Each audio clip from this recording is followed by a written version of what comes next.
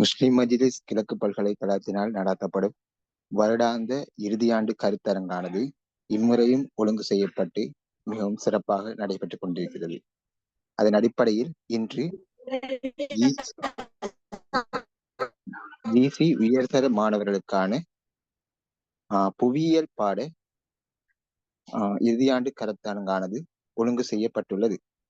இதனை உங்களுக்காக நடத்த இருப்பவர்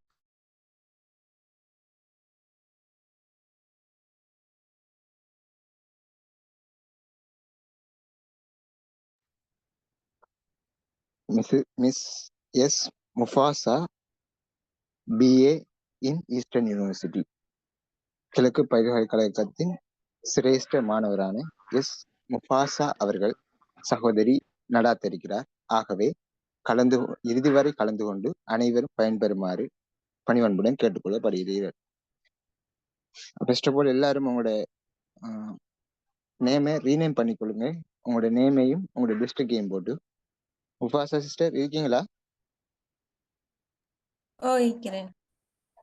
ஓகே, நீங்க ஸ்டார்ட் பண்ணுங்க.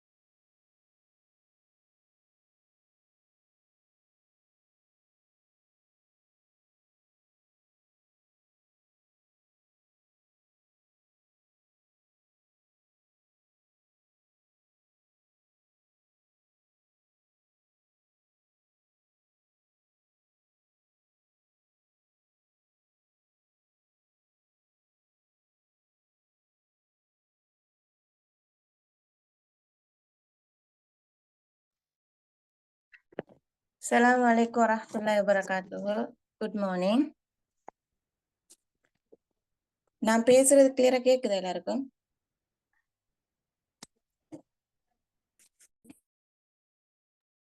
Madam clear. Clear. Miss. Okay, என்னென்ன சொன்னா இப்ப நான் மட்டும் இதுல பேசிட்டு இருந்தா கிளாஸ் போரிங் ஆயிக்கும். சரியா? அப்ப கேக்குற கேள்விக்கு எல்லாருமே ஆன்சர் பண்ணாதான் இந்த செமினார் கொண்டு போறது சக்சஸா முடிக்கிறதுக்கு எங்களுக்கு சப்போர்ட்டாவும் இருக்கும்.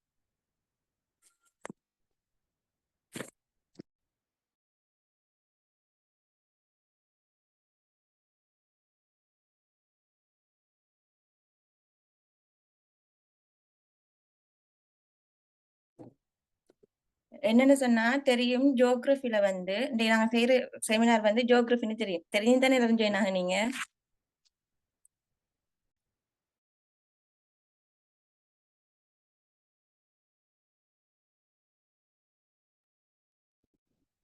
சரி, ஓகே. ஜியோகிராஃபில பார்ட் 1 தான் நாங்க பார்க்க போறோம். பார்ட் 1ல எப்பவுமே 3 பார்ட் இருக்குது எங்களுக்கு. ஜியோகிராஃபி பார்ட் 1லயும் 3 பாட்டு இருக்குது. பகுதி 1, பகுதி 2, பகுதி 3 அப்படி 3 பாட்டு இருக்குது.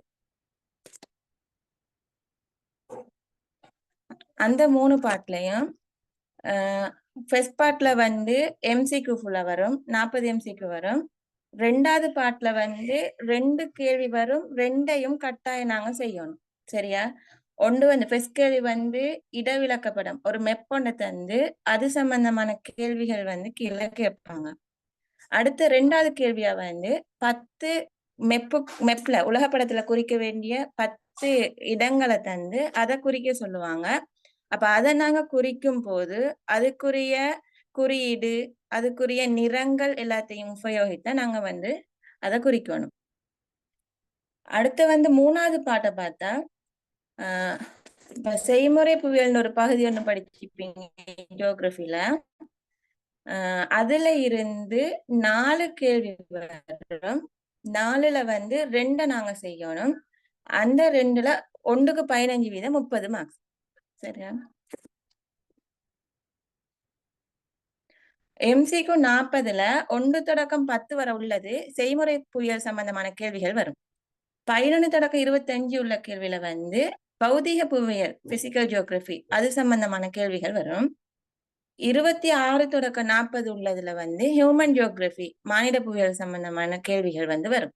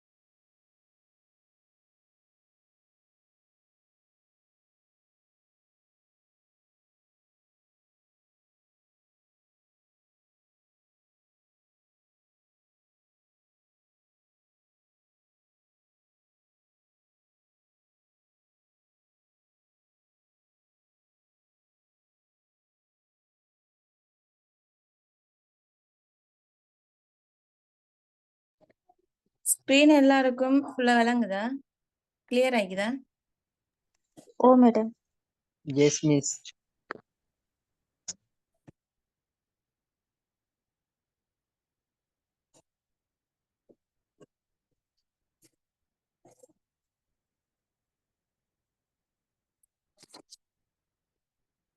கொஞ்சம் இருங்க.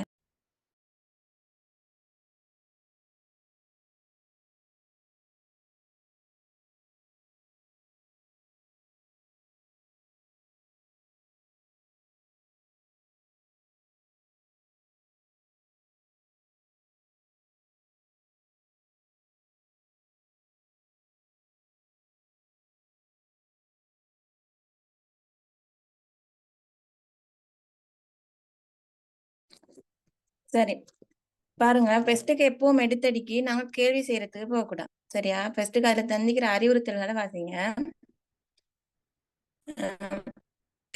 இப்ப நான் சொன்ன மாதிரி தான் பகுதி 2ல வந்து 2க்கு கொண்டக்கப்படம் மெப் 2யும் வந்து நாங்க கட்டாயம் செய்யணும். பகுதி 3ல வந்து இதுல எம்சிக்யூ இல்ல. பகுதி 3ல வந்து 4 கேள்விக்குது. அதுல ஏதாவது 2 தான் செய்யணும். சரியா? நாங்க எப்பவும் ஆன்சர் பண்ணும் போது எங்களுக்கு நல்லா தெரிஞ்ச கொஸ்டின் 2 எடுத்து ஃபுல்லா ஆன்சர் பண்ணணும். என்ன செலாக்கள் என்ன செய்யறேன்னு சொன்னா 2 கேள்விக்கு நார்மல் ஆன்சர் பண்ணிட்டு டைமிக்கு தானே மிச்ச கேள்வியும் செய்ய போறேன். சரி, அப்படி நாங்க வந்து செய்யக்கூடாது.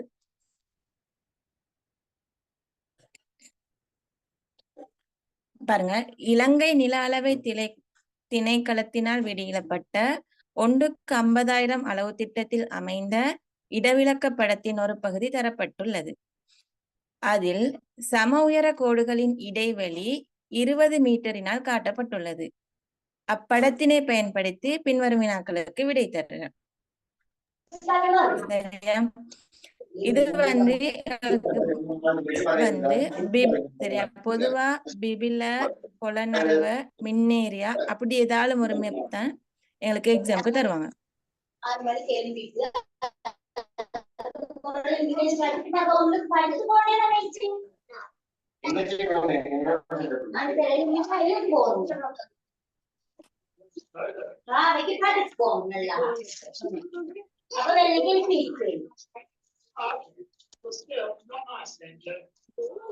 எல்லாரும் மைக்க மியூட் பண்றீங்களா?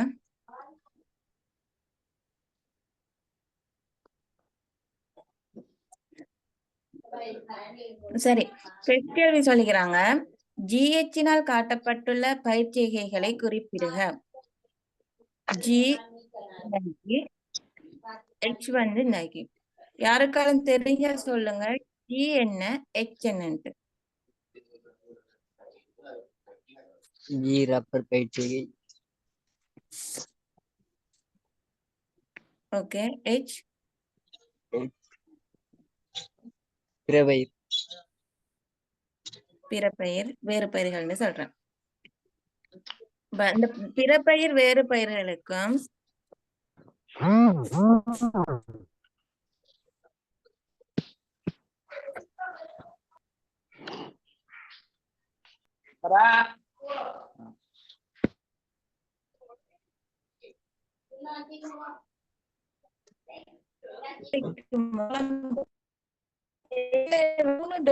சொல்லுவோம்.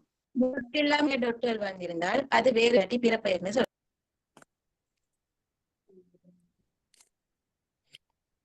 இரண்டாவது கேள்வி பாருங்க. CD-யினால் காட்டப்பட்டுள்ள குடியிருப்பு பாங்குகள் யாவை? C இந்தாய்க்கு,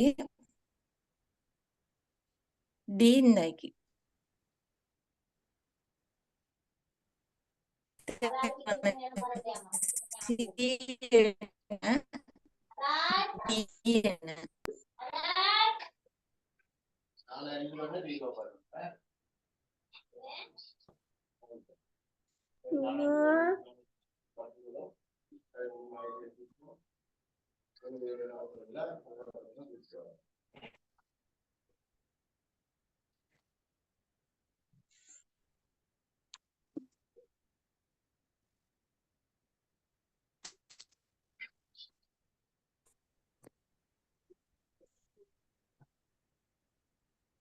என்ன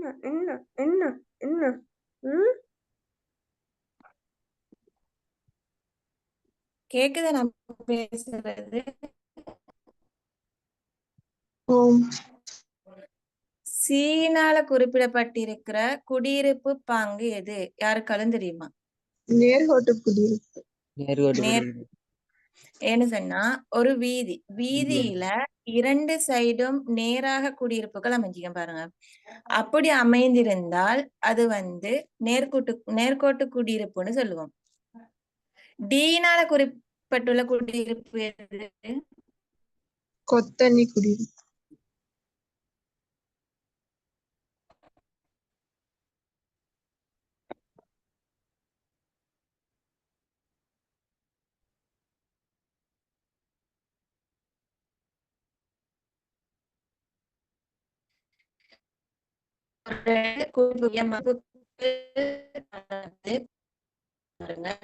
கொத்தனி குடியிருப்பு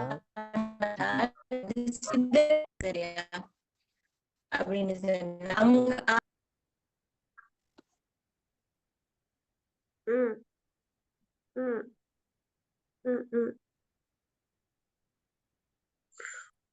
குடியிருப்புகள் வந்து குடியிருப்பு கொஞ்சம் முயற்சி பண்றீங்க.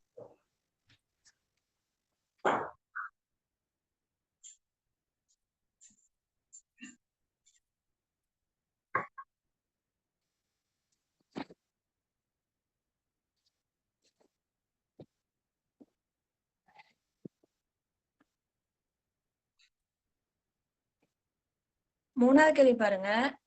F-னால் காட்டப்பட்டுள்ள மானிட நடவடிக்கை யாது? F-னால் காட்டப்பட்டுள்ள மானிட நடவடிக்கை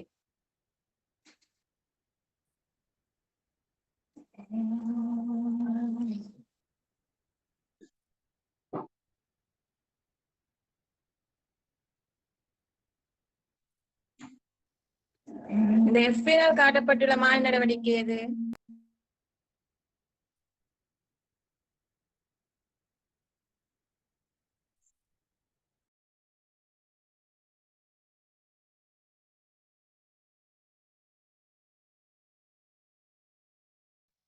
தெரியுமா யாருகளும்? எஃபினால் காட்டப்பட்டுள்ள மாநில நடவடிக்கை எது?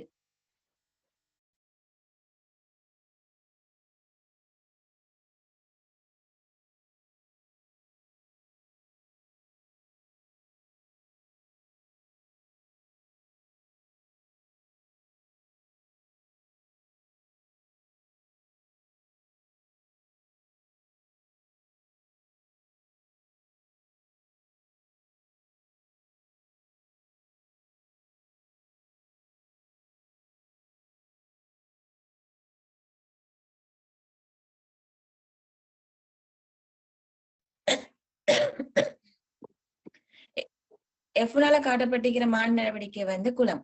சரியா? சில குளங்கள் வந்து தானாக தோன்றிய குளங்களும் இருக்கும்.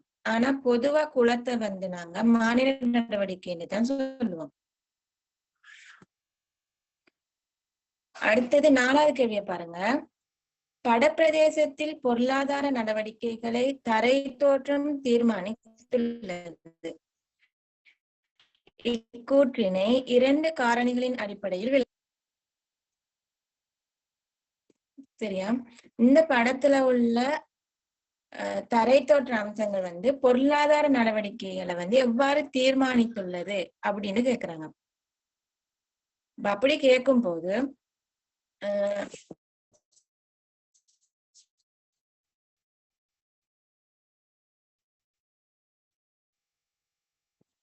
இப்ப நீர் பராமரிப்பு பாங்கன்னு சொல்லும் போது இதுல பாருங்க பிரதான நதி ஒன்று காணப்படுது. இப்ப நான் மார்க் பண்ணி பாருங்க, அந்த பிரதான நதி ஒன்று காணப்படுது. இந்த பிரதான நதி எது? மல்லவ ஓயா. அந்த மல்லவ ஓயா பிரதான நதியிலிருந்து பல சிறு நதிகளும் வந்து ஊற்றெடுக்குது. அப்ப அங்க நீர் பரம்பல்பாங்க சிறப்பாக காணப்படும் போது அந்த பிரதேசத்துல வாழ்ற மக்களுக்கு அன்றாட தேவைகளுக்கு அது வந்து பொருளாதார நடவடிக்கை வராது.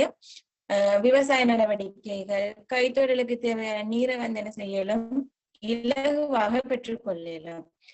அப்ப அந்த நீர் பரம்பல் பாங்கும் அந்த பொருளாதார நடவடிக்கை சிறப்பாக காணப்படுறதுக்கு துணை செய்யுது.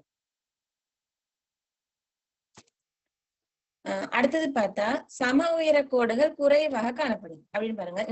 இந்த படத்துல வந்து இந்த தென்மேல் பகுதியில மட்டும்தான் சம உயர கோடுகள் வந்து நிறைய செறிவாக காணப்படுது. மற்ற பகுதியில வந்து ஐதாகத்தான் காணப்படுது. அப்படி காணப்படும் போது அங்க விவசாயமா இருந்தாலும் சரி, தொழிற்சாலைகளை அமைக்கிறதா இருந்தாலும் சரி, போக்குவரத்து பாதைகளை அமைக்கிறதா இருந்தாலும் சரி, சிறப்பான முறையில அமைச்சுக் கொள்ளலாம். மலைப்பாங்கு இல்லாம சமத்தரைகளாகத்தான் நீக்குது. அப்ப அதால அந்த சமவீரக்கோடுகள் குறைவாக காணப்படுறதும் அங்க பொருளாதார நடவடிக்கைகள் சிறப்பாக காணப்படுறதுக்கு துணை செய்கிற உத்திகள்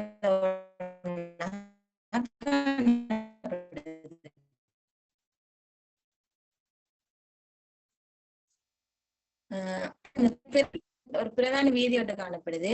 அந்த பிரதான வீதி காணப்படும் போது மக்களோட குடியிருப்புகளும் வந்து அதிகமா அமைச்சிப்பாங்க.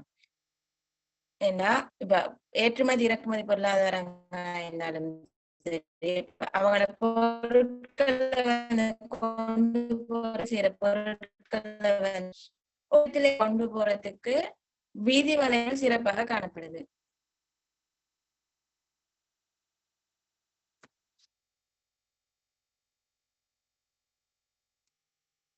அடுத்தது வந்து குடியிருப்புகள் வந்து பரவலா காணப்படுது. எல்லா இடத்துலயும் வந்து குடியிருப்புகள் காணப்படுது. குடியிருப்புகள் வந்து சிறப்பாக காணப்படுற இடங்கள்ல வந்து பொது சேவைகளும் சிறப்பாக காணப்படும். அப்ப அந்த குடியிருப்பு இருக்கிற இடங்கள்ல தான் வந்து மக்கள் இதுல வந்து இரப்பர், வேறு பயிர், வீட்டு தோட்டம் இந்த மாதிரி பயிற்சிகள் வந்து நிறைய காணப்படுது. அப்ப அந்த மாதிரி பயிற்சிகளாலும் இந்த பிரதேசத்துல இருக்கிற மக்களோட பொருளாதாரம் வந்து மேம்பட்டு காணப்படும். அப்ப அந்த பொருளாதார நடவடிக்கைகளுக்கு துணை செய்யற காரணங்களாக எங்களை சொல்லலாம் சமவீரக்கோடுகள் குறைவாக காணப்படுது. அப்படின்னா மலைப்பாங்கான பிரதேசங்கள் அரிதாகத்தான் காணப்படுது. அடுத்து அந்த நீர்ப்பரம்பல் பாங்கு சிறப்பாக காணப்படுகின்றன. போக்குவரத்து வலைப்பின்னல் சிறப்பாக காணப்படுது. அடுத்து வந்து குடியிருப்புகளின் தன்மை வந்து பொருளாதாரத்துல செல்வாக்கு செலுத்துதா காணப்படும். இந்த இத வந்து நான் அந்த 4வது கேள்விக்கு கொடுக்கலாம் ஆன்சரா.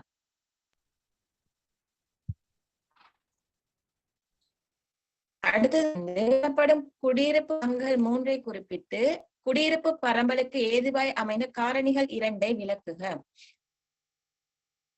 இப்ப பொதுவா குடியிருப்பு பாங்கன்னு சொல்லும் போது 3 வகையான குடியிருப்பு தான் இங்கிது பொதுவா நாங்க கொடுப்போம். இப்ப சொன்ன மாதிரி தான் நேர்கோட்டு குடியிருப்பு, சிதறல் குடியிருப்பு, கொத்தனை குடியிருப்பு. சரியா? அதை கொடுத்துட்டு சந்தி குடியிருப்பு சந்தி குடியிருப்பு கொடுக்கலும். இப்ப அவங்க பொதுவா மெயினா 3 மென்ஷன் பண்ணும்போது நாங்க இது 3 ஆன்சரா கொடுக்கணும். சரியா? சிதறல், கொத்தனி, நேர்கோடு.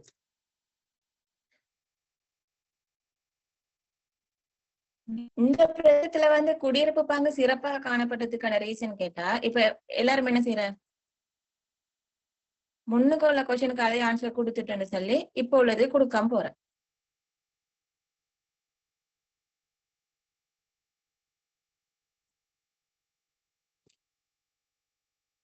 ரெண்டுக்குமே வந்து ஒரே ஆன்சர் வரையலாம். இப்ப குடியிருப்பு பாங்கு சிறப்பாக காணப்படுறதுக்கு ரீசனாக நீர் பரம்பல் பாங்கும் சொல்லலாம்.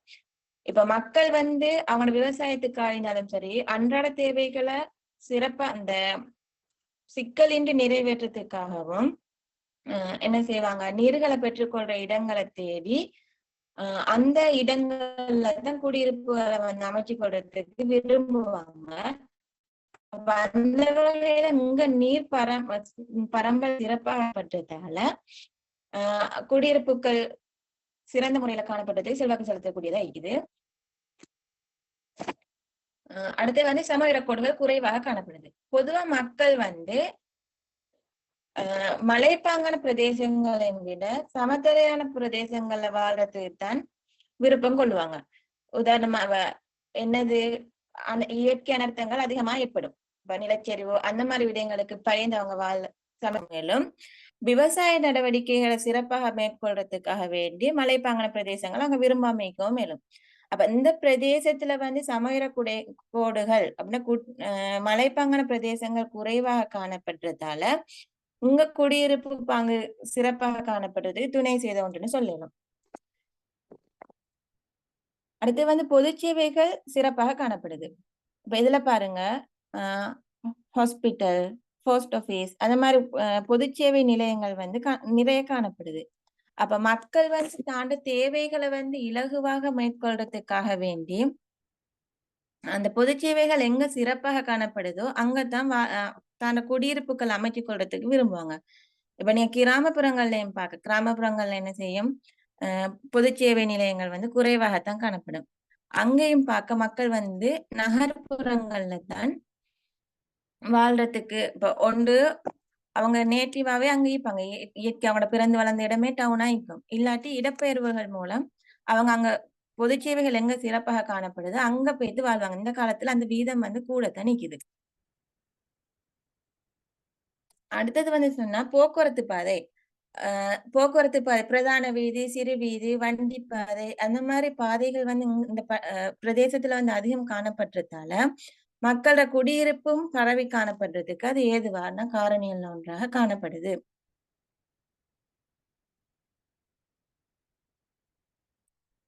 ஆறாவது கேள்வி பாருங்க. வழங்கப்பட்டுள்ள படத்தில் குறைவாக நிலப்பயன்பாட்டுக்கு உள்ளாகியுள்ள பகுதியை குறிப்பிட்டு அதற்கான காரணத்தை விளக்குக.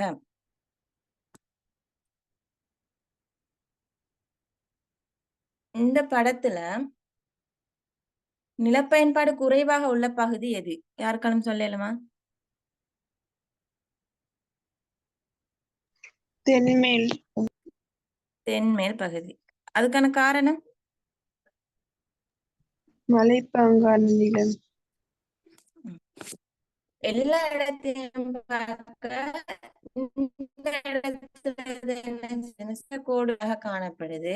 அப்ப இந்த சமவெளி கூடுகள் வந்து கூடுதலாக காணப்படுறதால அங்க பாருங்க நிலப்பயன்பாடு ஒரு பயிற்சிகளும் இல்ல, குடியிருப்புகள் இல்ல, பொது சேவைகள் இல்ல, வீதி வலைப்பின்னல் சிறப்பான வீதி வலைப்பின்னல் இல்ல. அப்ப அந்த சமவெளி கோடுகள் அதிகமாக காணப்படுறதால தான் இந்த மாதிரி சேவைகள் வந்து இங்க இல்லாம இருக்குது. அந்த சேவைகள் அந்த சமவெளி கோடுகள் தான் அங்க நிலப்பயன்பாடு வந்து குறைவாக காணப்படுறதுக்கு ரீசனா இருக்குது. இப்ப இடைவிடக்க படத்துல வந்து விளங்கிச்ச இதே வந்து உங்களுக்கு இப்ப நான் இதுல மென்ஷன் பண்ணிக்கிற குடியிருப்பு குளம் அது இல்லாம வேற ஏதாலும் உங்களுக்கு இப்ப சமையற கோடுகள் அடிப்படையா வச்சு உங்க என்ன நில உருவம் இல்லாட்டி இந்த நீர்பரம்பல் பாங்குல வந்து இதுல வந்து என்ன நீர்பரம்பல் இந்த நீர் வடிகால் அம்சம் காணப்படுது அந்த மாதிரி விஷயங்களையும் வந்து கேட்கலாம். ஆனா 10 கேள்வி வரும். பொதுவா அந்த விளக்கம் எழுதும் போது பொருளாதாரத்துக்கு எதுவாக உள்ள காரணி இல்லைன்னு சொன்னா குடியிருப்புக்கு எதுவாக உள்ள காரணி அந்த மாதிரி அதுக்குரிய விளக்கங்கள் தான் எழுத சொல்லி தருவாங்க.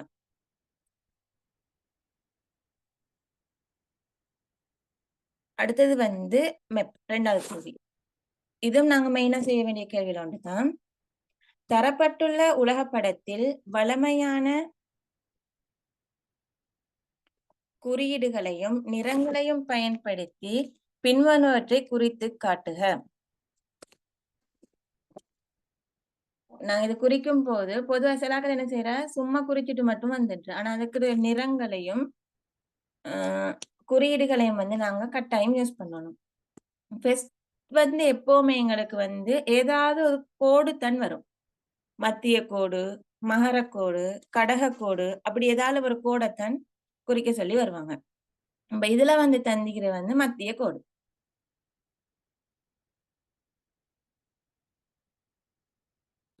சரியா? மத்திய கோடு. மத்திய கோடு எப்பவுமே நாங்க குறிக்கும் போது பிளாக் கலர்ல தான் கோடுகளை குறிப்போம். இப்ப நாங்க அந்த சரியான இடங்களை அமைச்சு கொள்றதுக்காக வேண்டி நாங்க ஒரு இடத்தை வந்து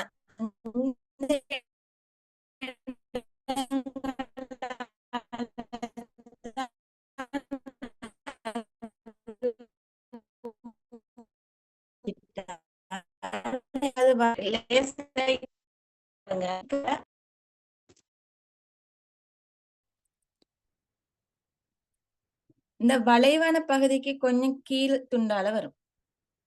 சரியா? தென் அமெரிக்காட இந்த மேல் துண்டிக்கிற இந்த முன்னுக்காய் வளைஞ்சு வந்து இப்படி முன்னுக்காய்க்கிற துண்டுக்கால இந்த துண்டால வரும். இப்ப இது எல்லாத்தையும் வந்து இதனூட நாங்க நேரா வரைஞ்சாலே மத்திய கோடு. சரியா? இதுதான் மத்திய கோடு. மகரக்கோடு எங்க வரும் யாருக்காலும் சொல்லிடலாம்.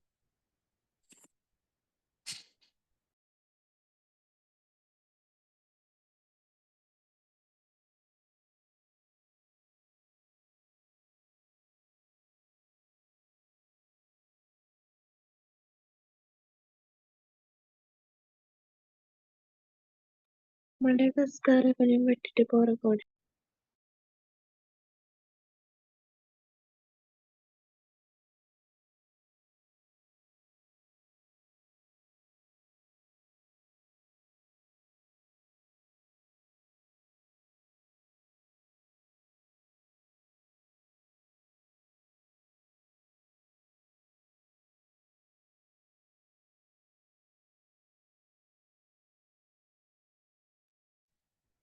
சரி. மகரக்கோடு கடகக்கோடு எங்கன வரும்னு சரியா அந்த இடத்தையும் நீங்க வந்து பார்த்து வச்சுக்கொள்ளுங்க. ஏன்னா 3ல ஏதாலும் ஒரு கோடு தான் வந்து கேட்கப்படும். 2வது நதிக்கு யூரல் நதி. நதி வந்து எப்பவுமே வந்து என்ன கலர்ல யூஸ் பண்ணும்? Blue colour.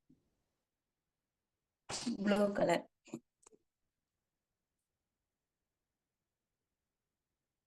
நதி எப்பவுமே நாங்க மார்க் பண்ணும்போது கோட்டு வடிவில தான் மார்க் பண்ணும். நதி வந்து ஓடும் நீர் வடிவங்களோட தானே. அப்ப நாங்க கோடு வடிவில வரைவோம். இந்த கஸ்பியன் கடல்ற இந்த மேல் வரும்.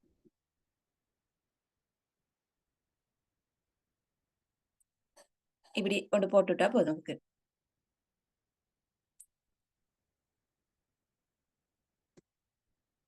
3வது நில உருவம் வந்து அட்லஸ் மலை. மலை எப்படி குறிப்போம்?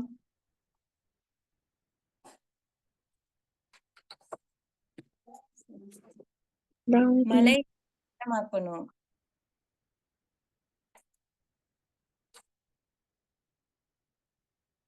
சரி, மலை வந்து பிரவுன் கலர்ல மார்க் பண்ணுவோம். நீர்க்கோடு வடிவமா தான் மலை மார்க் பண்றது நாங்க. அட்லஸ் மலை வந்து இருக்குது ஆப்பிரிக்காட இந்த மேல் வளைந்த பகுதியில் துண்டாதான் அட்லஸ் மலை இருக்குது.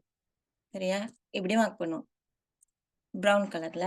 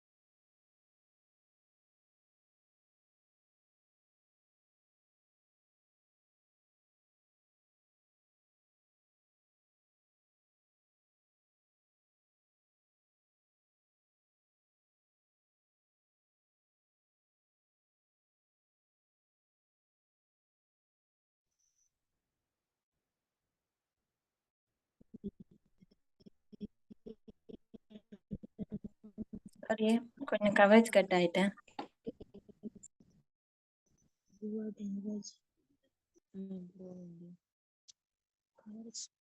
என்ன கணக்கா இந்த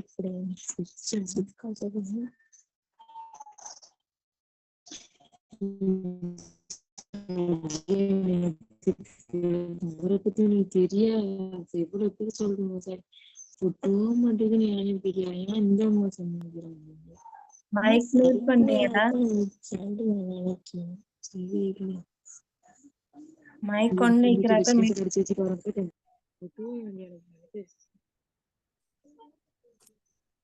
நேர்ல இருந்தா என்ன அடிக்கணும் எனக்கு தெரியும். சொல்லிட்டு நீ பேசுவான்னு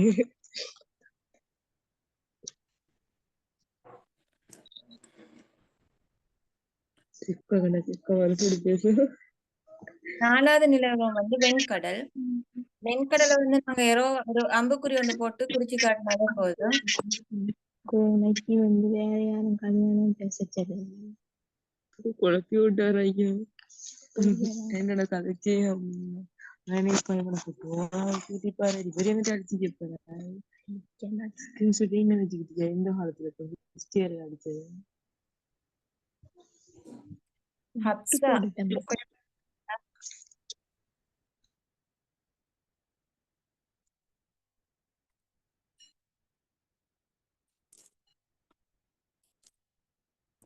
சரி, வெண்கடல் வந்து ஐரோப்பாட இந்த மேல் துண்டுகிட்ட வந்து எங்கட வெண்கடல் ஈக்குது.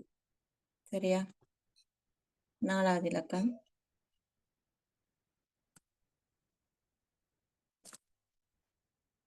அப்படி ஒரு எரோடு போட்டு அந்த துண்டுல நாங்க சுமார் மாக்கொண்டு போட்டு காட்டினாலே போதும் கடல் குறிக்கிறதுக்கு. தித்திகா ஏரி. ஏரி வந்து என்ன கலர்ல குறிப்போம்?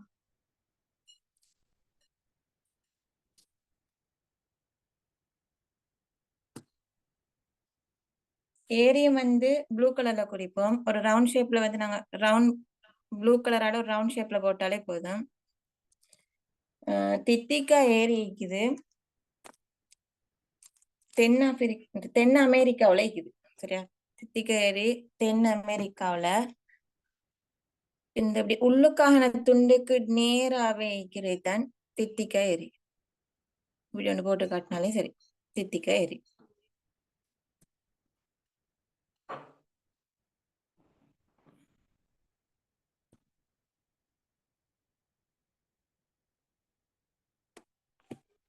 ரெண்டாவது மத்திய கோடு கேட்டுச்சு. அதுக்கு பிறகு வந்து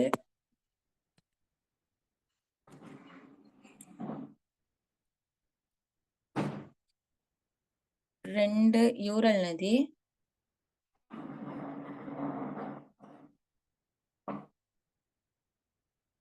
மூணு வந்து அட்லஸ் மலை, 4 வந்து வெண்கடல், 5 வந்து இந்த தித்திகா ஏரி.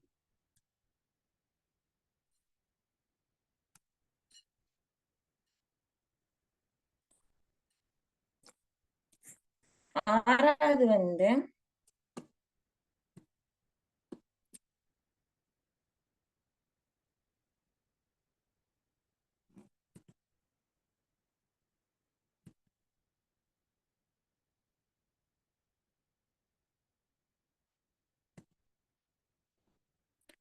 கிளிமஞ்சரோ எரிமலை.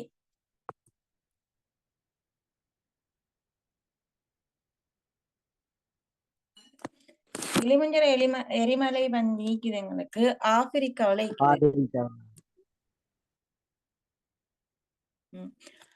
எரிமலை வந்து என்ன கலர்ல மார்க் பண்ணுவோம்? மஞ்சள். ம். yellow color. ஆப்பிரிக்கால எங்கால சைடு இருக்குது? இங்க அமெரிக்கா பக்கம் இருக்குதா இல்லாட்டி இந்தியா சைடுல இருக்குதா? இந்தியா. இந்த வளைஞ்சி வர துண்டுல தான் வந்து கிளிமஞ்சரோ எரிமலை இருக்குது.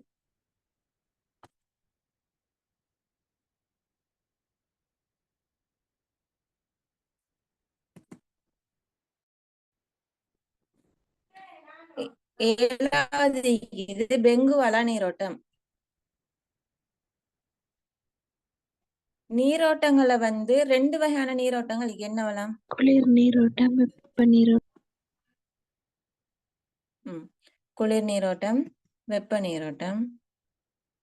ரெண்டுக்குமே வந்து ஒரே கலரா யூஸ் பண்ணுவோம். இல்ல, blue and red. blue red use பண்ணுவோம். எதுக்கு ப்ளூ எதுக்கு ரெட்? குளிர் நீரோட்டம் blue, வெப்ப நீரோட்டம் red.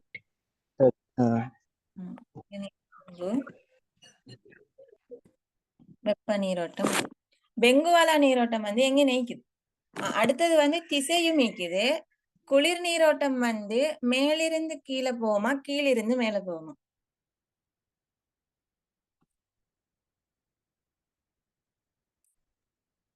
மேலிருந்து கீழே. எந்த நீரோட்டம் மேலிருந்து கீழே? குளிர்.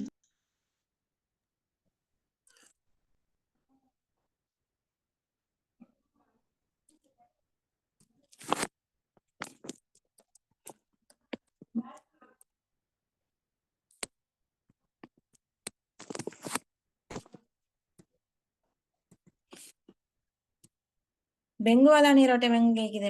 மேல இருந்து கீழையும் வரும், இப்படியும் போயிடும். சரியா? நீரோட்டங்கள் கீழே இருந்து மேல போகவும் மேலும். ஏன்னா அந்த 2 சைட்லயும் வந்து என்ன செய்யுது? பனிக்கட்டி இடங்கள் தான் வந்து அந்த 2 சைட்லயும் நிக்குது. பெங்குவாலா நீரோட்டம் வந்து எங்க நிக்குது?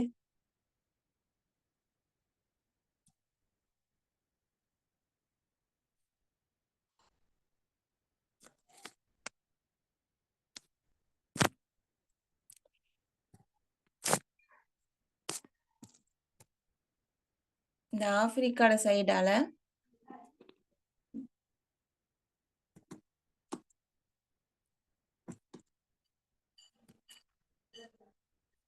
ஆப்பிரிக்கால சைடால இப்படி வளைஞ்ச வாக்குல போறது வந்து பெங்குவாலா நீரோட்டம். சரியா?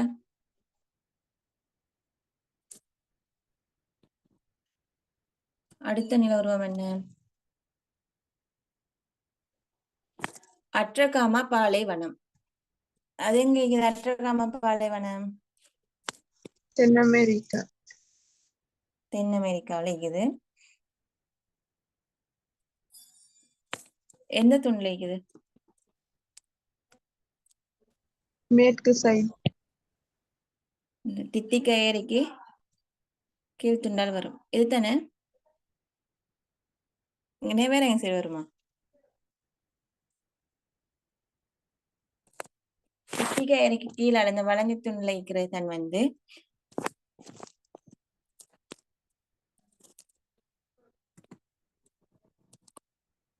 அற்றகாம பாலைவனம். அடுத்து வந்து மெப் மார்க்கிங்ல வந்து எப்பவுமே எங்களுக்கு 9ஆவதும் 10ஆவதும் கேள்வியா வாரது வந்து ஏதாலும் ஒரு பொது அறிவு வினா மாதிரி தந்து அதுக்குரிய ஆன்சரை நாங்க கண்டுபிடிச்சு எழுதணும். சரியா? இதுல 9வது பாருங்க, விவசாய நவீன தொழில்நுட்பங்களை அறிமுகம் செய்து பசுமை புரட்சியை தோற்றுவித்த நாடு எது? என்ன நாடு?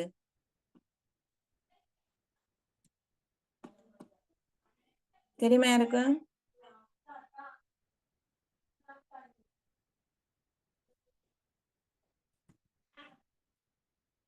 எந்த நாடு அது?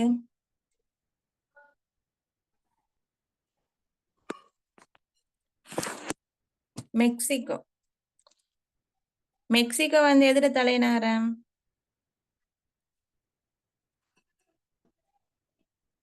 தென் அமெரிக்கால இருக்குது.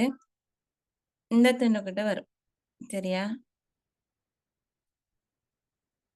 பசுமை புரட்சினை தோற்றுவித்த நாடு மெக்சிகோ.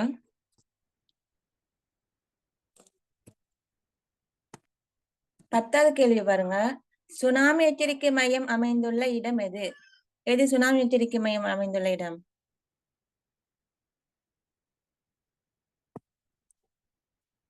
ஹவாய் தீவு. இந்த அமெரிக்கா, வட அமெரிக்கா, தென் அமெரிக்கா ரெண்டுக்கும் மங்கால அப்படி அமைஞ்சிக்கிற ஒரு தீவு தான் வந்து ஹவாய் தீவு. இங்கதான் வந்து சுனாமி எச்சரிக்கை மையம் காணப்படுது. ஓகே, இதுல ஏதாலும் பிழைகள் இல்லாட்டி விளங்காம ஏதாலும் இருக்கிறா?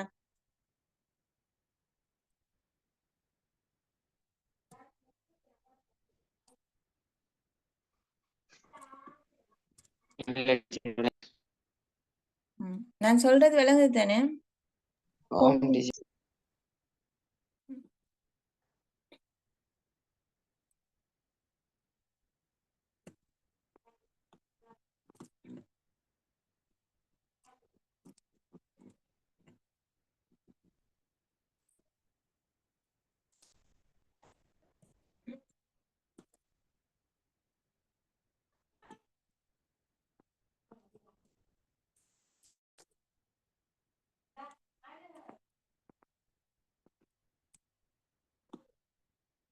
பண்ணிடுங்க, ஷேர் பண்றேன்.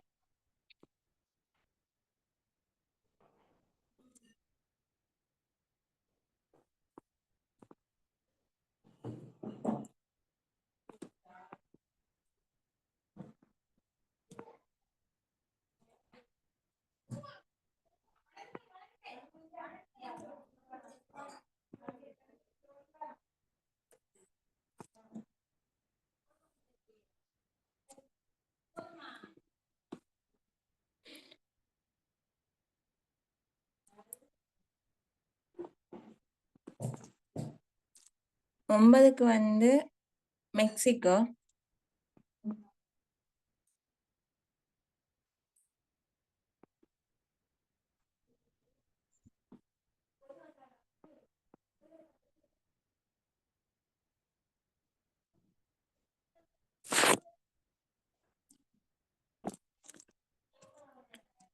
அந்த பார்ட் 1 பகுதி 2ல வந்த இடவிலக்கப்படம் மெப் ரெண்டையுமே வந்து கட்டாயமே செய்யணும்.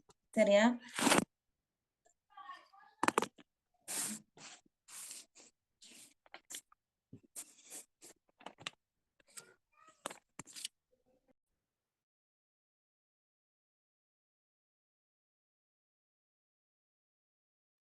அதுல இடவிலக்கப்படத்துக்கு 20 மார்க்ஸும் மெப்புக்கு 10 மார்க்ஸும் மொத்தம் 30 மார்க்ஸ் அதுல வந்துடும்.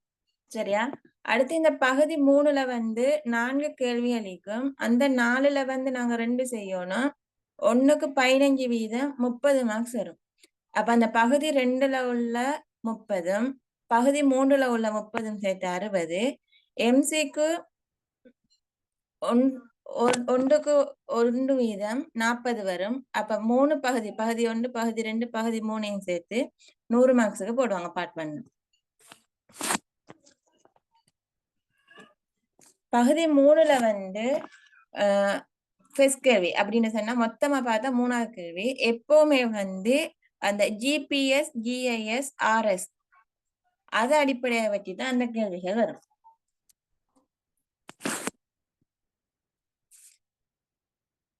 இதுல வந்து பூகோள இடைநிலைப்படுத்தல் முறைமை அப்படின்னா ஜிபிஎஸ் என்றால் என்ன? யாருக்காலும் சொல்லலுமா?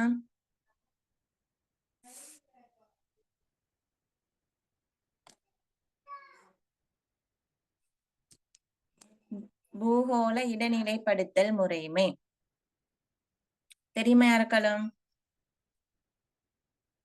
எப்படியுமே வந்து இந்த கேள்வியில ஜிபிஎஸ், ஜிஏஎஸ், ஆர்எஸ் நாங்க எதுக்கும் சரி ரெடி ஆகணும். இல்ல ஜிபிஎஸ்ன்னு சொன்னா புவிக்கு மேலால வந்து எப்பவுமே கொஞ்சம் செய்மதிகள் இயங்கி கொண்டிருக்குது.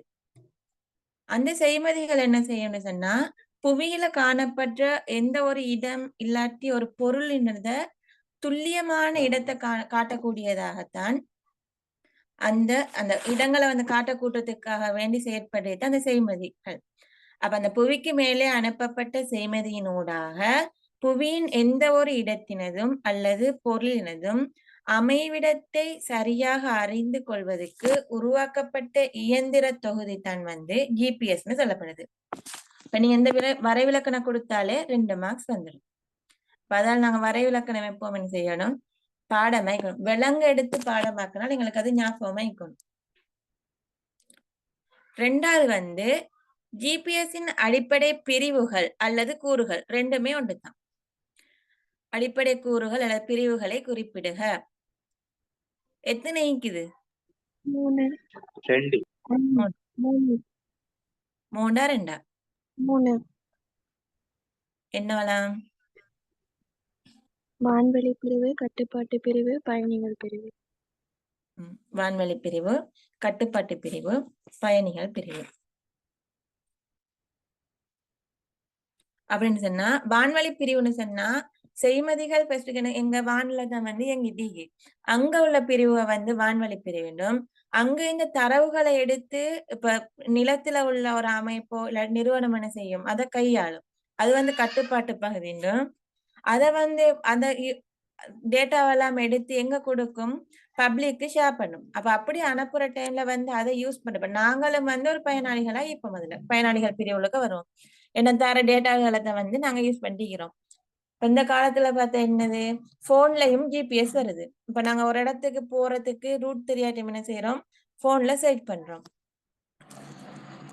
அந்த 3 பிரிவுகளையும் நாங்க மென்ஷன் பண்ண சொன்னா அந்த பேர்களை மட்டும் குறிப்பிடுக அப்படின்னு சொன்னா அதை மட்டும் கொடுத்தால் போதும். அதை விளக்க பைத்துட்டு சும்மா டைம் வேஸ்ட் பண்ணிட்டு இருக்க கூடாது. விவரிக்குக, விளக்குக அப்படின்னு சொல்லும் போது நாங்க விரிவா சொன்னாலும் சரி. இப்ப 3வது கேள்வி பாருங்க. மேற்கூறிய ஏதாவது ஒன்றை பற்றி விவரிக்குக. சரியா? ஒன்றைத்தான் விவரிக்க சொல்லிக்குது. அதுக்குன்னு உட்கார்ந்து 3ஐயும் விவரிக்கிறீங்கள. சரியா? ஒன்றை விவரிக்கணும். வான்வெளி பிரிவு.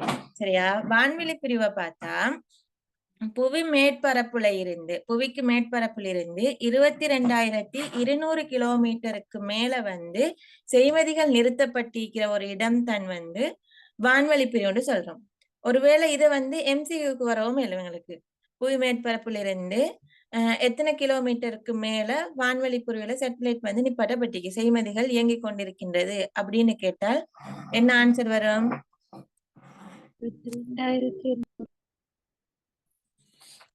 22,200 கிலோமீட்டர். சரியா? அடுத்தது வந்து 24 செய்மதிகள் இயங்கிக் கொண்டிருக்குது. ஆனா மொத்தமா 31 சேட்டலைட் இருக்குது. இயக்கத்துல 4 தான் இருக்குது. அப்படின்னு சொன்னா வடக்கு தெற்காக 6 நீள்வட்ட பாதைகள் இருக்குது. சரியா? புவிய சுத்தி வடக்கு தெற்காக இந்த மாதிரி 6 நீள்வட்ட பாதைகள் இருக்கும். சரியா? ஒவ்வொரு நீள்வட்ட பாதையிலையும் 4 சேட்டலைட் இயங்கிட்டு இருக்குது. சரியா? இப்படி 4 திசைகள்லயும் வந்து 4 சேட்டலைட் இயங்கிட்டு இருக்குது. அப்ப ஒரு பாதையில 4ன்னு சொன்னா 6 பாதையில மொத்தம் எத்தனை ஆயிக்கும்? 24. அதுதான் சொல்றாங்க 24 சேட்டலைட் இயங்கிட்டு இருக்குது. ஆனா மேலதிகமா 31 சேட்டலைட் வந்து அங்க ஈக்குது. அந்த சேட்டலைட் வந்து 11 கிலோமீட்டர் வேகத்துல பயணிக்குது. இது எம்சிக்கு குறவும் மேலும். 16,000 ஜிபிஎஸ் தானே?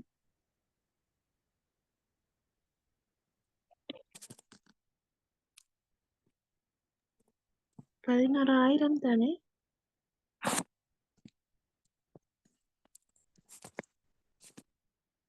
கொஞ்சம் இருங்க.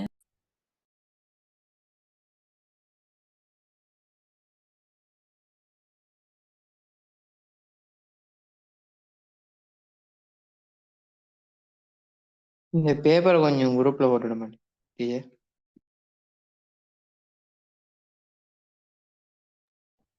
ஓகே போட்டு.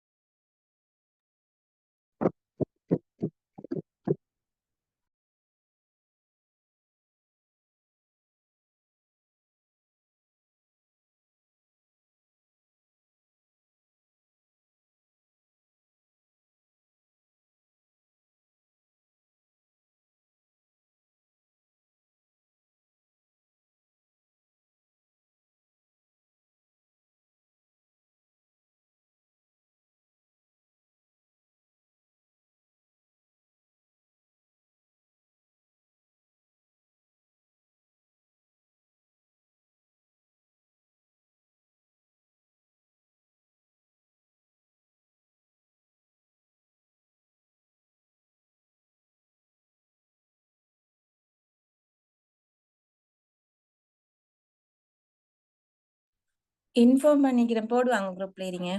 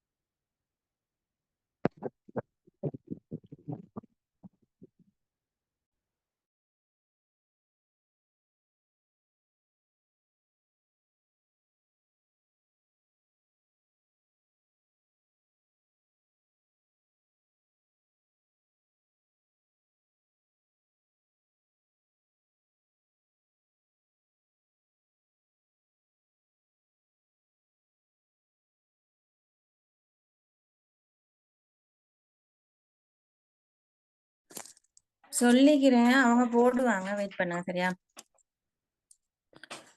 அடுத்தது வந்து இந்த செட்டலைட்ல வந்து ஒரு நாளைக்கு 2 முறை இயங்கிட்டு இருக்குது.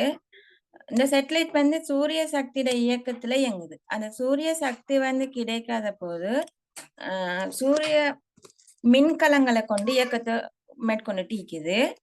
இந்த ஜிபிஎஸ் செட்டலைட் வந்து முதலாக 1978 ஏவப்பட்டுச்சு. இப்ப விண்வெளி பிரிவு பத்தி, விண்வெளி இல்லாட்டி வான்வெளி பிரிவு பத்தி விளக்கம் எழுதும் போது நாங்க இந்த மாதிரி ஏதாலும் ஒரு மெயின் பாயிண்ட்ஸ் 3 இல்லாட்டி 4 கொடுத்தால் ஓகே.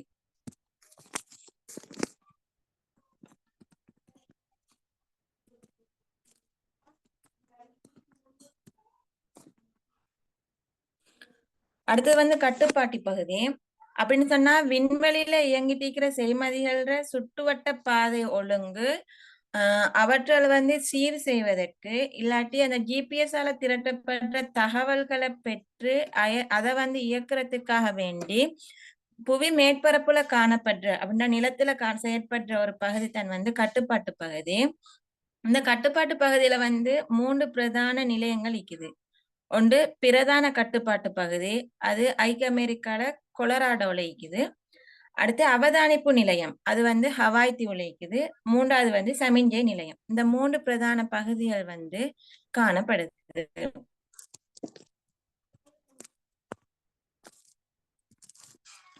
அடுத்து வந்து பயணிகள் பிரிவு. பயணிகள் பிரிவு நான் சொன்ன மாதிரி இப்ப நாங்களும் பயணிகள் பிரிவுல ஒருத்தராத்தான் இயக்கிறோம். இதுல வந்து ஜிபிஎஸ்ல இருந்து தரவுகளை வந்து ஜிபிஎஸ் மூலம் எந்த ஒரு முறையிலயோ போன்லயோ இல்லாட்டி வேற எந்த முறையிலயோ வந்து யாரெல்லாம் ஜிபிஎஸ் மூலம் தரவுகளை பெற்றாங்களோ அவங்க எல்லாம் வந்து பயணிகள்னு சொல்லப்படுறாங்க. இப்ப இந்த காலத்துல வந்து கையில கொண்டு சொல்ற முறையிலயும் வந்துட்டு அப்படின்னா போன்ல இருக்குது. இப்ப நாங்க எங்க சரி போச்சுல டிராவல் பண்ணும்போது ரூட் பாக்குறதெல்லாம் வந்து இந்த பயணிகள் பிரிவுல ஒத்தரா இருந்து நாங்க செய்யற வேலை தான் அது. அப்ப அந்த மேற்கூறிய ஏதாவது ஒன்றை பற்றி விவரிக்கன்னு சொல்லும் போது அந்த பிரிவுகளுக்கு நாங்க 3 கொடுத்தோம். வான்வழி பிரிவு, கட்டுப்பாட்டு பகுதி, பயணிகள் பிரிவு. இந்த 3ல ஏதாவது ஒன்றை பத்தி விவரித்தால் சரி. அடுத்தது வந்து ஜிபிஎஸ்ஸின் பயன்பாடுகள் 5. யாருக்காரும் சொல்ல இயலுமா ஜிபிஎஸ் பயன்பாடுகள்?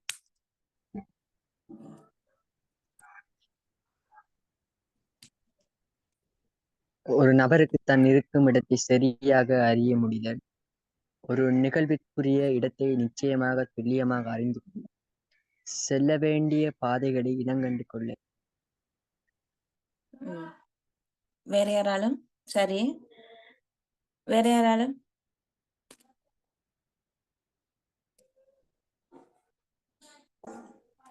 பொதுவா எங்களுக்கு எழுதல. இப்ப ஒருத்தர் ஈக்கிற இடத்தை வந்து அவர் சொன்ன மாதிரி துல்லியமாக அறியும். இப்ப நாங்க எந்த இடத்துல ஈக்கிறேன்னு துல்லியமான தரவுகளை பெற்றுக்கொள்றதுக்கு ஜிபிஎஸ் பயன்படுத்தப்படுது. அடுத்து வந்து போக்குவரத்து நடவடிக்கைகள், ஒரு இடத்துல இருந்து இன்னொரு இடம் போறதுக்கு போக்குவரத்து நடவடிக்கைகளுக்கு. படம் தயாரித்தல், ஒரு பிரதேசம் தொடர்பான படத்தை வந்து சரியாக மேற்கொள்றதுக்கு ஜிபிஎஸ் வந்து எங்களுக்கு வேணும். அப்பதான் வந்து அந்த இடங்கள்ல காணப்படுற எந்த ஒரு விடயமா இருந்தாலும் மிஸ் பண்ணாம எங்களுக்கு செய்யணும், அந்த படத்துல எட் பண்ணணும். அடுத்து மீன்பிடி நடவடிக்கைகள். அடுத்து வந்து இராணுவத்தினரும் வந்து இந்த ஜிபிஎஸ் யூஸ் பண்றாங்க.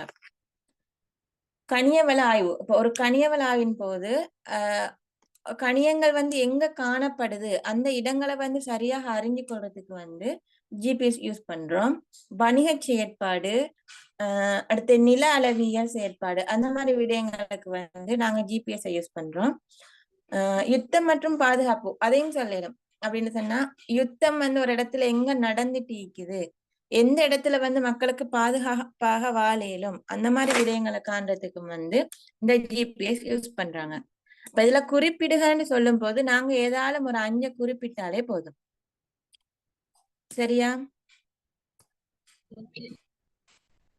இப்ப நான் இந்த மாதிரி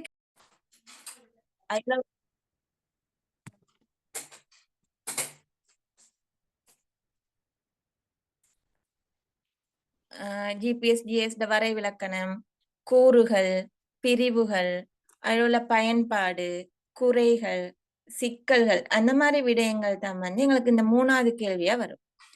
அந்த ஜிபிஎஸ் ஜிஎஸ் ஆர்எஸ் அது தொடர்பா நாங்க சரியா படிச்சு வச்சுட்டு இருந்தாலே இதோட மார்க்ஸ் வந்து எடுக்கலாம். 4வது கேள்வி எப்பவுமே வரும் எங்களுக்கு படங்கள் தொடர்பா. படங்கள் இல்லாட்டி இந்த நுட்ப முறைகள் இருக்குது, என்னது படங்கள் வரைகிறதுக்கான நுட்ப முறைகள், அந்த மாதிரி விடயங்கள்ல தான் இந்த 4வது கேள்வியா வரும். தகவல் தரவு. தகவல்னா என்ன, தரவுண்டா என்ன?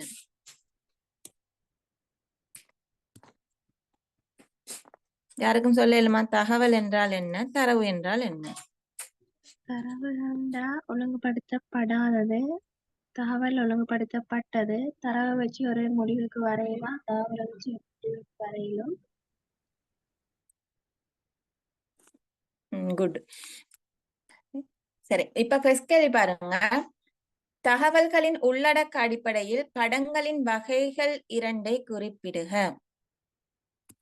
சொல்லிருமா இருக்கும்? பொருள்படம், இடவிலக்கம். வழங்கல? பொருள்படம், இடவிலக்கப்படம். கருப்பொருட்படம், இடவிலக்கவியல் படம். கருப்பொருட்படம்னு சொன்னா ஒரு கருப்பொருளை மையமாக வச்சு மேற்கொள்ற படம் தான் கருப்பொருள் படம்.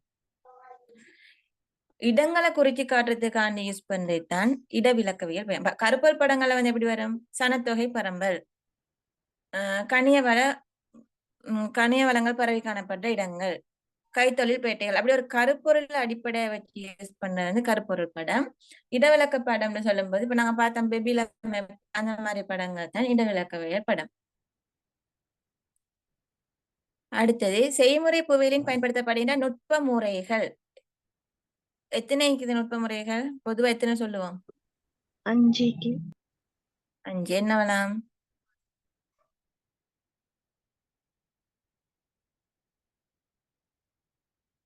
யாருக்கும் சொல்லலுமா? சரி. படம், வரைபுகள், படிமங்கள், கணினி, புள்ளிவிபர நுட்பங்கள். இந்த 5 தான் வந்து என்ன செய்யுது? இந்த செய்முறை புவியியல்ல பயன்படுத்துகிற நுட்ப முறைகளாக காணப்படுது. படம், வரைவு, படிமங்கள், கணினி, புள்ளிவிபர நுட்பங்கள். அடுத்தது பாருங்க, மேலே குறிப்பிட்ட ஏதாவது 2ஐ சுருக்கமாக விளக்குக. மேல நாங்க 3 கேட்டிக்கிறாங்க, 3 மென்ஷன் பண்ணிட்டோம். அதுல இருந்து ஏதாவது ஒரு 2 வந்து என்ன சொல்றாங்க? சுருக்கமாக விளக்க சொல்றாங்க. படம்னு சொன்னா என்ன? ஃபர்ஸ்டுக்கு படம். படம்னு சொன்னா நீண்ட அச்சடிக்கப்பட்ட விளக்கங்களை வந்து காட்டக்கூடிய விளக்கத்துடனான தகவல்களை வழங்கக்கூடியதாக இந்த படங்கள் காணப்படும்.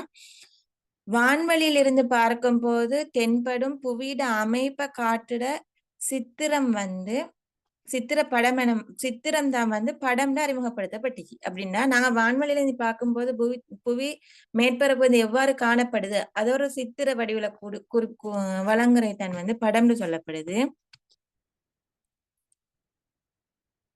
கிறிஸ்துக்கு முன் காலத்திலிருந்து இந்த நுட்ப முறைகள் பயன்படுத்தப்படுது. இப்ப தொலைமையெல்லாம் வந்து என்ன செஞ்ச அவரோட ஊகத்துக்கு ஏற்ற மாதிரி தான் அவதானித்தபடி புவி மேற்பரப்பு வந்து புவிய வந்து வரைகிறாரு. அப்ப அந்த மாதிரி கிறிஸ்துக்கு முற்பட்ட காலத்துல இருந்து இந்த நுட்ப முறை வந்து பயன்பாட்டில் இருக்குது. இது வந்து இடரீதியான பரம்பலை காட்டுவதற்கு தான் அதிகமாக பயன்படுது. இப்ப உதாரணமாக உலகின் நெல் உற்பத்தி பகுதிகள், குடித்தொகை பரம்பல், காலநிலை வலயங்கள், அந்த மாதிரி விடயங்களை காட்டுறதுக்காக வேண்டித்தான் இந்த படங்கள் யூஸ் பண்ணப்படுது. தற்காலத்துல ஏற்பட்டுள்ள மாற்றத்தை முன்வைக்கவும் பயன்படுத்தப்படுது. அப்படின்னு சொன்னா ஆரம்பத்துல வந்து கார்பனிபரஸ் காலத்துல வந்து என்ன செய்யுது? எல்லா கண்டங்களும் ஒன்றா காணப்படுது. அது பாஞ்சியா கண்டம்னு சொல்லுது. அப்ப அந்த காலத்துல இப்படி பாஞ்சியா கண்டமா எல்லா கண்டங்களும் சேர்ந்து ஒன்னா காணப்பட்டுச்சு. அத வந்து இப்ப வந்து ஒவ்வொரு கண்டங்களாக பிரிஞ்சு காணப்படுது. அந்த மாதிரி விஷயங்கள் வேறுபாடுகளை வந்து காட்டுறதுக்கும் வந்து இந்த படங்கள் பயன்பாட்டுல இருக்குது. அடுத்தது வந்து வரைவுகள். என்னாலான தரவு தகவல். இப்போ ஒரு விடயம், இப்ப நாட்டோட மொத்த நெல் உற்பத்தி இல்லாட்டி காலநிலை பரம்பல், இந்த மாதிரி விடயங்களை காட்டுறதுக்காக வந்து இந்த வரைவுகள் வந்து பயன்படுத்துறோம். இதுல வந்து பல வகையான வரைவுகள் காட்டப்படுது. கோட்டு வரைவு, பார் வரைவு, வட்ட வரைவு. இப்ப அதுலயும் நிறைய பிரிக்கப்பட்ட வட்ட வரைவு, அடுத்து வந்து இரட்டை பார், அந்த மாதிரி நிறைய பார்கள வரைவுகள வகைகள் காணப்படுது. அடுத்தது பெரும்பாலும் கால ரீதியான தகவல்கள் வந்து தான் இந்த வரைவுகள் மூலம் காட்டப்படுது. நான் சொன்ன மாதிரி பல ஆண்டுகளோட ஏற்றுமதி.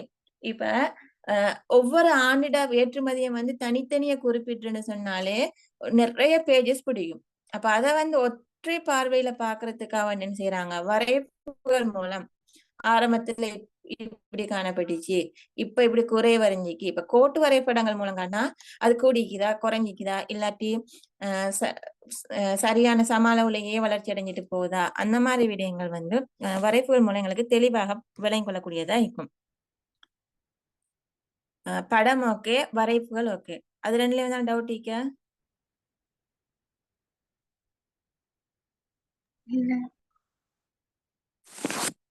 மூணாவது வந்து ஒளிப்படங்களும் படிமங்களும். சரியா? பல்வேறு வகையான ஒளிப்படங்கள் வந்து தற்காலத்துல செய்முறை புவியியல்ல பயன்பாட்டுல ஈக்குது. சாதாரண ஒளிப்பட கருவினா எடுக்கப்படும் புவி மேற்பரப்பின் ஒளிப்படங்கள் அதிக அளவுல பயன்படுத்தப்படுது. அப்படின்னா உதாரணமா புத்தகங்கள், வெளியீடுகள்ல காணப்படுற ஒளிப்படங்கள், எப்படின்னு சொன்னா மலைத்தொடர்ற தேயிலை நிலம் அது எப்படி காணப்படுறேன்னு ஒரு ஒளிப்படம் மூலம் தான் வந்து காட்டுவாங்க. அப்ப ஈக்கிற மாதிரியே வரைஞ்சு காட்ட மாட்டாங்களே அது. செயற்கைக்கோள் படிமங்களை நவீன நுட்ப முறையாக எடுத்துக்காட்ட முடியும். இந்த ஒளிப்படங்கள் மூலம் என்ன செய்யுது, மிக சரியானதாகவும் சரியாகவும் காட்டிலும் பல்வேறு காலங்களுக்கு உட்பட்ட தரவுகளையும் வந்து எங்களுக்கு ஒரே அடியா காட்டக்கூடியதாக இருக்கும். நுட்ப முறைகள் சொல்லும் போது ஒரு விடயத்தை வந்து எது எங்களுக்கு ஈஸியாக்குதோ அதைத்தான் வந்து நாங்க என்ன செய்யறோம், நுட்ப முறைகள்னு சொல்றோம். படங்கள், வரைவுகள், ஒளிப்படங்களும் படிமங்களும். 4வது வந்து கணினி தொழில்நுட்பம். கணினி தொழில்நுட்பம்னு சொன்னா கணினியில உள்ள தரவுகள், தகவல்களை வந்து களஞ்சியப்படுத்துதல், இற்றைப்படுத்தல், பகுப்பாய்தல், கையாளுதல், முன்வைத்தல் ஆகிய சிக்கலான செயற்பாடுகளுக்கு பயன்படுத்தப்படுது. அப்படின்னு சொன்னா ஒரு விடயம் தொடர்பாக இப்ப நாட்டை வந்து சனத்தொகை பரம்பல் தொடர்பான தகவல்கள் என்ன செய்யறோம், நாங்க பெற்றுக்கொள்றோம். அப்ப அதுக்கு வந்து எப்படி மாற்றங்கள் ஏற்படுதா, காலகாலம் எப்படி மாற்றங்கள் அதுல மாற்றங்கள் ஏற்படுத்தினா என்ன செய்யறோம், அப்டேட் பண்றோம். அதை வந்து இற்றைப்படுத்தல் சொல்றோம். அதுல வந்து பகுப்பாயிறது, ஆரம்பத்துல எப்படி இருந்துச்சு, இப்ப எப்படி இருக்குது, புற எப்படி ஈக்க போகுதுன்னு எதிர்வு கூறுறது அது. அடுத்தது வந்து கையாளுறது, லாஸ்டா வந்து என்ன செய்யறோம், அதை முன் வைக்கிறோம். இதுல வந்து கணினி தொழில்நுட்பம்னு சொல்லும் போது GIS, GPS அது ரெண்டுக்கும் வந்து பல முறைகள்ல வந்து இந்த கணினி தொழில்நுட்பம் யூஸ் பண்றோம். படங்கள் ஓகே, வரைவுகள் ஓகே, ஒளிப்படங்களும் படிமங்களும், கணினி தொழில்நுட்பம், லாஸ்டா வந்து புள்ளி விபரவியல் முறை, புள்ளி விபரவியல் நுட்பங்கள்னு சொல்லலாம். புவியியல் தொடர்பான பல்வேறு தரவுகளை சேகரித்து அவற்றை விபரித்து காட்டுவதற்கு இம்முறை பயன்படுத்தப்படுது. சரியா? அடுத்து வந்து மையப்போக்கு விலகல் என்பவற்றை கணிப்பதற்கு புள்ளிவிபர நுட்பங்கள் பயன்படுத்தப்படுது. உதாரணமா தகவல்களை வந்து தொகுத்தறிகிறது, அந்த தகவல்கள்ல இருந்து ஒரு தீர்மானங்கள் எடுக்கிறது, அந்த மாதிரி விடயங்களுக்கு வந்து புள்ளி விபரவியலை வந்து நாங்க யூஸ் பண்றோம். சரியா? இப்ப 2வது கேள்வி கேட்டீங்கன்னா நுட்ப முறைகளை குறிப்பிடுகன்னு மட்டும் கேட்டிக்கிறாங்க. அப்ப படங்கள், வரைவுகள், ஒளிப்படங்களும் படிமங்களும், கணினி தொழில்நுட்பம், புள்ளி விபரவியல் முறை. அதுல 5ல ஏதாவது 3 சொல்லுவோம். அடுத்து வந்து மேலே குறிப்பிட்ட ஏதாவது 2 சுருக்கமாக விளக்குன்னு சொல்லும் போது மேல சொன்ன 3ல இருந்து ஏதாவது ஒரு 2 சொல்லணும். இப்ப நாங்க 5ல மேல 2 சொல்லிட்டு மேல இந்த மேல 3 சொல்றேன் தானே, சொல்லிட்டு அந்த 3 இல்லாம வேற 2 விளக்க கூடாது. நாங்க மேல எதை சொல்லிக்கிறோமோ அதைத்தான் வந்து இந்த 3வது கேள்விக்கு எக்ஸ்பிளைன் பண்ணணும். அடுத்து 4வது கேள்வி பாருங்க. கருப்பொருள் படங்களின் பயன்பாடுகள் 5ஐ தருக. யாருக்காலும் சொல்ல இயலுமா அதுக்கு கருப்பொருள் படங்களோட பயன்கள்? இலகுவாக விளங்கிக் கொள்ளையிலும் ஒரு கருப்பொருள் இருக்கிறதால நமக்கு பல கருப்பொருள் படம் மூலம் வந்து கால ரீதியான மாற்றங்கள் எடுத்து காட்டிலும், அதாவது இலங்கையில பல வருடங்கள சனத்தொகையில் ஏற்பட்ட மாற்றங்கள், அடுத்தது பயன்படுத்துவதும் உருவாக்குவதும் ஈஸியா இருக்கு. ஓகே, பாருமே. கருப்பொருள் படங்களோட பயன்பாடுகள் சொல்லும் போது ஒரு கருப்பொருளை மட்டும், இப்ப பல கருப்பொருட்கள் இல்ல, ஒரு கருப்பொருளை மட்டும் மையமாக வச்சு அந்த படம் வந்து தயாரிக்கப்பட்டிருக்கும். அது அதுல ஒரு விசேட பண்பா காணப்படுது. உதாரணமா வந்து சுற்றுலா தலங்கள், கனியவள பரம்பல், அந்த மாதிரி ஒரு கருப்பொருளை அடிப்படையாக வச்சு யூஸ் பண்றது. அடுத்து வந்து ஒரு பிரதேசத்தில் ஒரு கருப்பொருள் மீது முழு கவனம் செலுத்தக்கூடியதா இருக்கும். இப்ப ஒரு கருப்பொருள் எடுத்தால் இப்ப இலங்கையில காலநிலை வலயங்கள் சொல்லும் போது காலநிலையை மட்டும்தான் அது குறிப்பிட்டு காடும். அது இல்லாம இலங்கையில மண் பரம்பலோ இலங்கையில சனத்தொகை பரம்பலோ அந்த மாதிரி ஒரு கருப்பொருள் எடுக்காது. அப்ப அதுல ஒரு கருப்பொருள் எடுத்து அது தொடர்பான முழு தகவல்களையும் தரக்கூடியதா இருக்கும். இது ஒரு கருப்பொருளை மட்டும் மையமாக கொண்டிருக்கிறதால காலம் சார்ந்த மாற்றங்களை எடுத்து காட்டிலும். இப்ப உதாரணமா சனத்தொகை பரம்பல் வைப்போமே. இப்ப சனத்தொகை பரம்பல் அடிப்படையை வச்சுதான் அந்த படம் தயாரிக்கிறோம். அப்ப 2012 எப்படி காணப்பட்டுச்சு, 2013 எப்படி காணப்பட்டுச்சு, 2026 எப்படி காணப்படுதுன்னு எதிர்வு கூறுகளும் எங்களுக்கு குறிப்பிடலாம். அப்ப அந்த கால மாற்றங்களை கருப்பொரு படங்கள்ல எங்களுக்கு மேற்கொள்றது இலகுவாக இருக்கும்.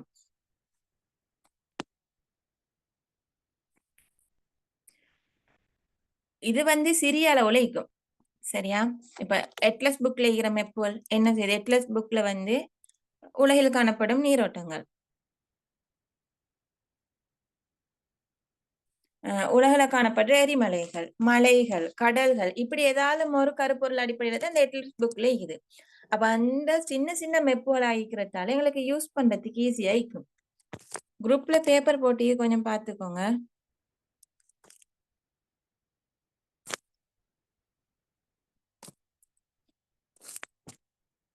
சரி, அப்ப அந்த 4வது கேள்வி எப்பவுமே செய்முறை புவியில உள்ள நுட்ப முறைகள், அந்த படம் படிவங்கள் அது தொடர்பாக வரும். 5வது கேள்வி தரவு சேகரிப்பு முறை, தரவுட வகைகள், அந்த மாதிரி ஏதாவது வரும். தரவுகள வகைகள்ல முதல் நிலை தரவு, 2ஆம் நிலை தரவு இருக்குது. அப்படின்னா என்னன்னு யாருக்கு சரி தெரியுமா? முதல் நிலை தரவு என்றால் என்ன, 2ஆம் நிலை தரவு என்றால் என்ன? குறிப்பிட்ட நோக்கத்துக்காக முதலாக சேகரிக்கப்படுகிற தரவு முதல்நிலை தரவு. 2ஆம் நிலை தரவு ஒரு நபர் அல்லது நிறுவனம் சேகரித்த தரவை 2ஆம் முறையாக அதனை பயன்படுத்தும் போது அதனை 2ஆம் நிலை தரவு. சரி, என்னன்னு சொன்னா முதல்நிலை தரவுன்னு சொன்னா ஒரு குறிப்பிட்ட நோக்கத்தை அடிப்படையாக வச்சு அது தொடர்பாக ஒருத்தர் முதல்ல அந்த ஒரு இடத்துக்கு போய்த்து அந்த தரவுகளை சேகரிக்கிறது முதல்நிலை தரவு. 2ஆம் நிலை தரவுன்னு சொன்னா ஒருத்தர் ஏற்கனவே தயாரித்த தரவுகளை இன்னொருத்தரோ மத்த தேவைகளுக்காக யூஸ் பண்றது 2ஆம் நிலை தரவுன்னு சொல்லுவோம். இதுல முதல்நிலை தரவு சேகரிக்கும் முறைகள் சரியா எப்படி செய்வோம்? ஆய்வுகள் செய்வோம். அப்ப ஒரு தொடர்பு கணியவள பரம்பல்னு சொல்லும் போது அது தொடர்பான ஆய்வுகளை மேற்கொண்டு சரியான துல்லியமான விடயங்களை நாங்க அதுல குறிச்சு காட்டலும், இந்த தரவுகளை வெளியிடலும். அடுத்து அளவீடுகள்னு சொல்லும் போது இப்ப காலநிலை மாற்றங்கள் என்ன செய்யறோம்? அளவீடு செய்யறோம். வெப்பநிலை எப்படி காணப்படுது, மழை வீழ்ச்சி எப்படி பரம்பி காணப்படுது, அந்த மாதிரி அளவீடுகளை செஞ்சு தரவுகளை பெற்றுக்கொள்றது முதல்நிலை தரவுகள் ஒன்றாதான் இருக்குது. அடுத்து அவதானிப்பு. இப்ப எனக்கு ஒரு விடயம் தொடர்பான தகவல் வேணும்னு சொன்னா, இப்ப பாடசாலையில காணப்படுற மாணவர்கள் பெற்ற புள்ளியிட வளர்ச்சி வீதம், இல்லாட்டி அவங்க மார்க்ஸ் குறைஞ்சதுக்கான ரீசன் என்ன, அந்த மாதிரி தொடர்பான விடயங்களை நான் பெற்றுக்கொள்றதுக்கு என்ன செய்யறேன்னா, ஸ்கூலுக்கு நேரடியா போய்த்து மாணவர்களை அவதானிச்சு கற்றல் கற்பித்தல் செயற்பாடுகள் எப்படி இருக்குது, அந்த டீச்சர் எப்படி படிச்சு கொடுக்குறாங்க, பிள்ளைகள் எந்த அளவு அதை உள்வாங்கி கொள்ளுது, அந்த மாதிரி அது தொடர்பாக நான் என்ன செய்யறேன், நேரடியாக அவதானித்து அது தொடர்பான தகவல்களை பெற்றுக்கொள்கிறேன். இந்த மாதிரி ஆய்வுகள், அளவீடுகள், அவதானிப்புகள் அது மூலம் பெறப்படுற தரவுகள் முதல்நிலை தரவு. இது முதல்நிலை தரவு சேகரிக்கும் முறைகளாகவும் எங்களுக்கு குறிப்பிடலும். அடுத்தது 2ஆம் நிலை தரவுகளை பயன்படுத்தும் போது எதிர்நோக்கும் பிரச்சினைகள் 3 விவரிக்குக. இதை விவரிக்க சொல்லுகிறேன். இப்ப 2ஆம் நிலை தரவுகள்னு சொல்லும் போது எப்பவுமே நாங்க என்ன செய்யறோம்?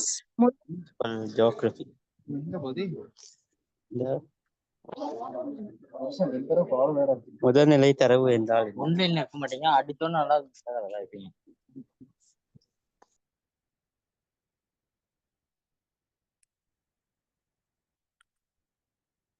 பிரச்சனைகள்னு பார்க்கும்போது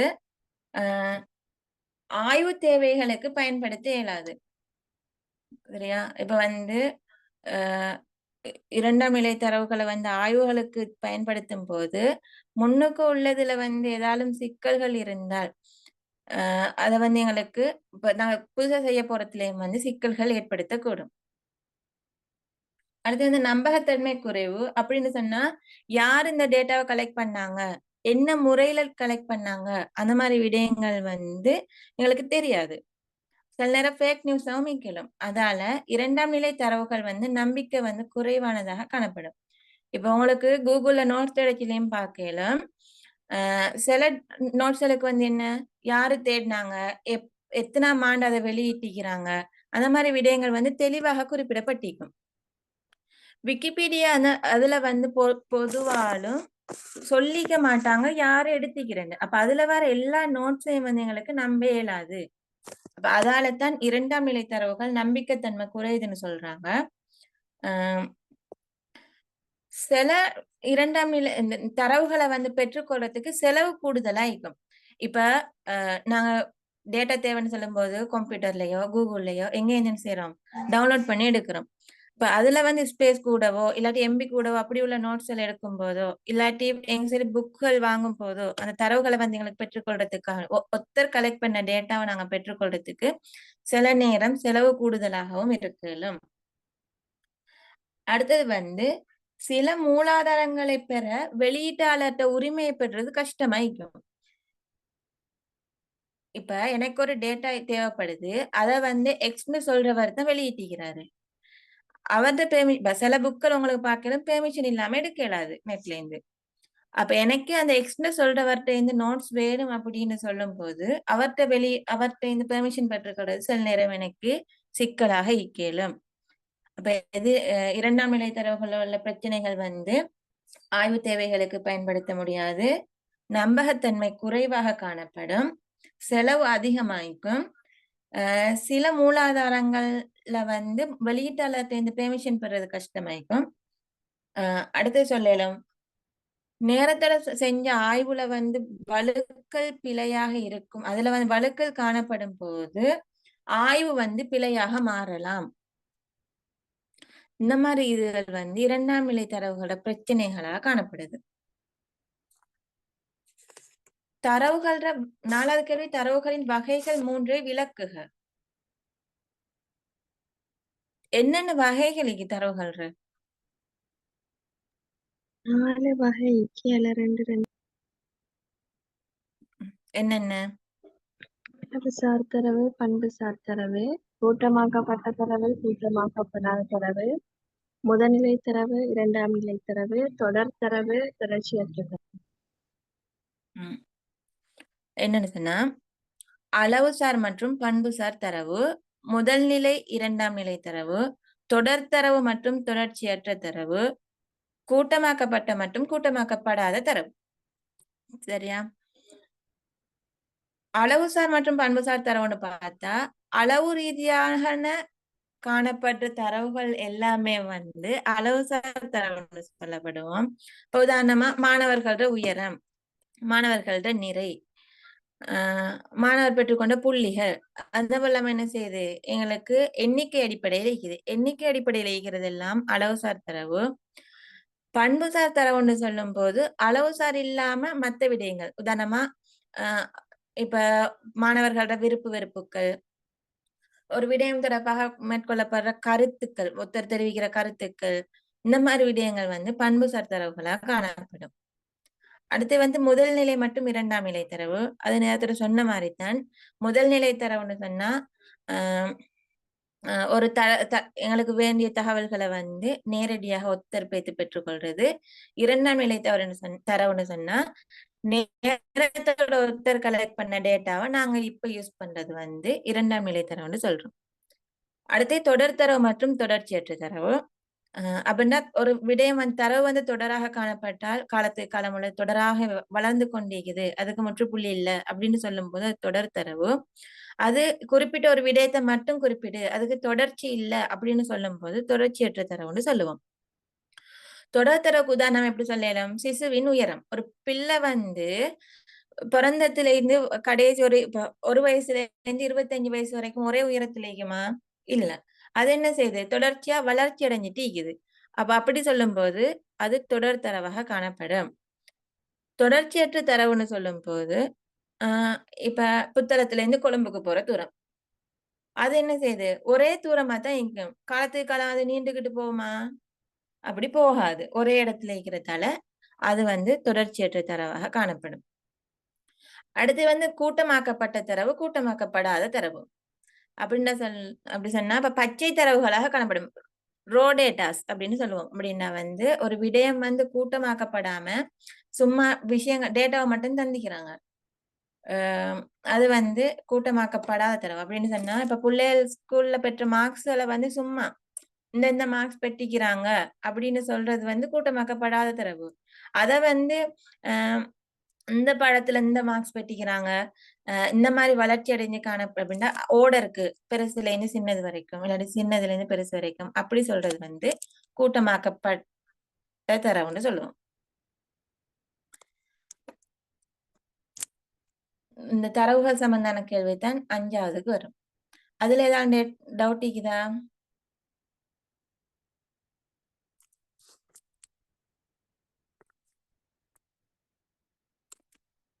விளங்கிச்சா எல்லாருக்கும்?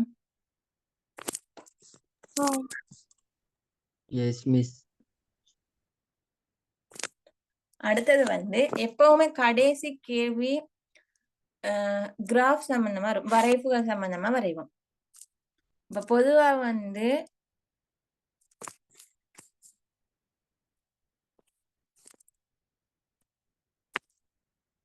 டேட்டா இந்த கிராஃப் வரையும் போது நாங்கள் சில நுட்பமுறை மெட்ஸ் கேள்வி செய்யணும். அப்ப அது வந்து ஒண்ணு பிழைச்சாலும் எல்லாம் பிழைச்சிடும். அதால நாங்க முன்னுக்கு உள்ள கேள்விகளுக்கு வந்து நல்ல ஆன்சர் பண்ணினால், நல்ல தெரிஞ்சிருந்தால் அந்த கேள்வியில கைய வைக்க பாருங்க. ஒருவேளை எங்களுக்கு அதுக்கு தெரியாது, இந்த மெப்புக்கு இந்த கிராஃபுக்கு வந்து சரியா தெரியும் அப்படின்னு சொன்னா இந்த கேள்வியை செய்யுங்க. ஆனா கிராஃப் கேள்வி எப்பவுமே லேசி, சரியா தெரிஞ்சிருந்தால் மட்டும் அதை செய்ய போங்க. இல்ல நோட்ஸ் கேள்வி தெரியும் அப்படின்னா அதுல கைய வைங்க. ஏன்னா ஒன்று பிழையானாலும் இதுக்கு பிழைக்குமே.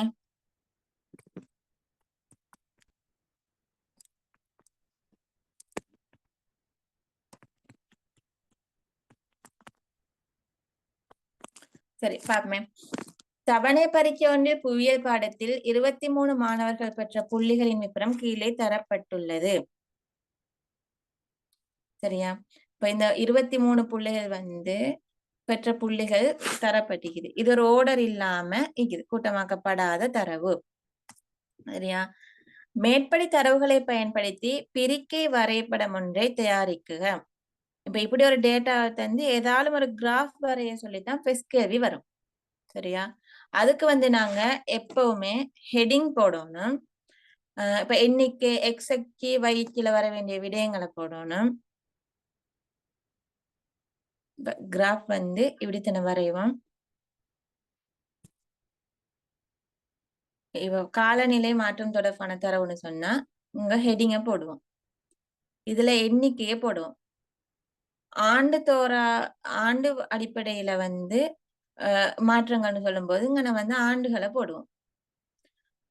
அதுக்கு வந்து மூலங்கள் தந்தில்ல, இப்ப இதுக்கு தந்தில்ல. ஆனா அந்த காலநிலை மாற்றம் அந்த மாதிரி விடயங்கள் சொல்லும், ஏற்றுமதி இறக்குமதி, அதுக்கு வந்து மூலங்கள் தந்திருப்பாங்க. அதையும் நாங்க போடணும். இப்ப அதுக்கு போட்டாலே எங்களுக்கு வந்து என்ன செய்யுது, 4 மார்க்ஸ் ஒட்டோ வந்துடும். மிச்சம் 3 மார்க்ஸ் தான் வந்து நாங்க வரைகிற கிராஃபுக்கு வரும். சரி, அப்ப அந்த விடயங்கள் இந்த ஹெட்டிங் இந்த விஷயம் போட்டதுல வந்து கவனமா இருக்கணும். நிறைய பேர் வந்து மெப் சரியா செஞ்சிட்டுறது, ஆனா ஹெட்டிங் மூலங்கள் அது ஒன்றுமே வந்து போட்டுறல. சரி, பிரிக்கை வரைபடம்னு சொல்லும் போது அது பெரிய வேலை ஒன்று இல்லை எங்களுக்கு.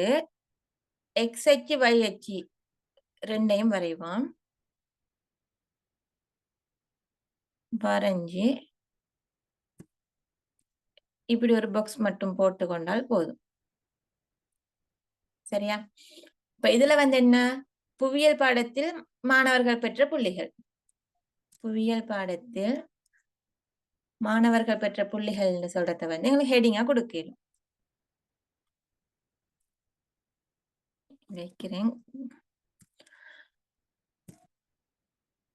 இப்ப பிரிக்கை வரைபடம் வரையும் போது நாங்க என்ன செய்யணும், இந்த டேட்டா வந்து ஆர்டர் படுத்தணும்.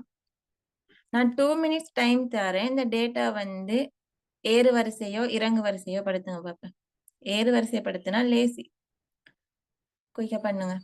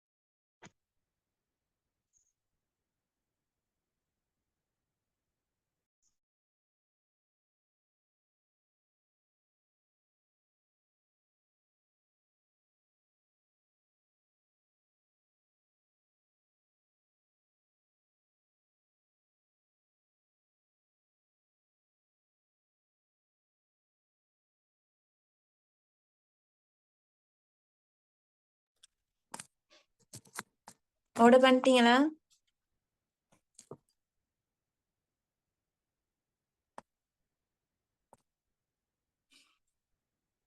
யாரும் பண்ணா கழிக்கிறீங்களா இல்லாட்டி பண்ணி தீக்கிறீங்களா? பேசினாதான் விளங்கும் எனக்கு.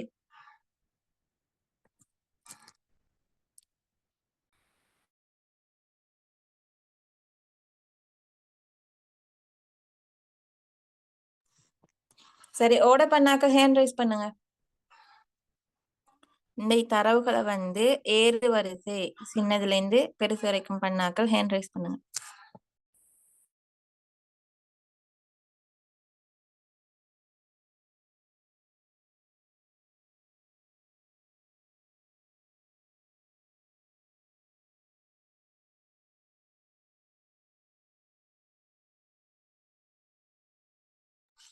ஒரு ஆள் தான் பண்ணிக்கிறா, வேற யாரும் பண்ணலையா?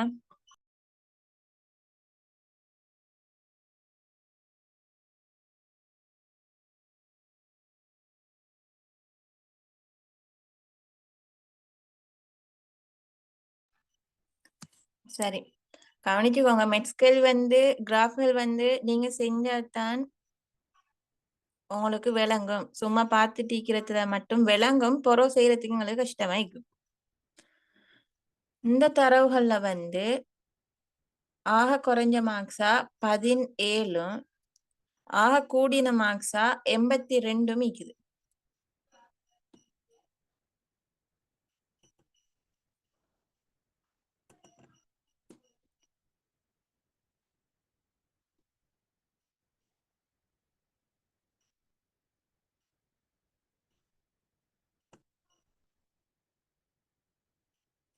இதை வச்சுதான் நாங்க இந்த கிராஃப்ல வந்து எண்ணிக்கையை தீர்மானிக்க போறோம். எத்தனைல இருந்து எத்தனை வரைக்கும் எடுக்கலாம், ஒரு சம அளவுல அதிகரிச்சுட்டு போறதா இருக்கணும். அப்ப அந்த 17ல இருந்து 82 உள்ளுக்கு வரைக்கும் வரணும் எங்களுக்கு.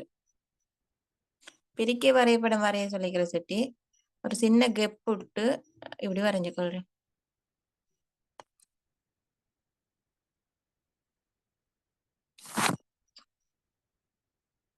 நான் வந்து எடுக்கிறேன் 17ல இருந்து 82 தானே வரணும். அதால 15ல இருந்து 5 கூட்டிட்டு போறத நான் வைக்கிறேன். சரி, அப்ப 15 இது வரும். விளங்குதா? இன்ட்ரெஸ்ட் ஆயிக்குதா? இன்ட்ரெஸ்ட் இல்லாம இருக்குதா? பேசுங்களேன்.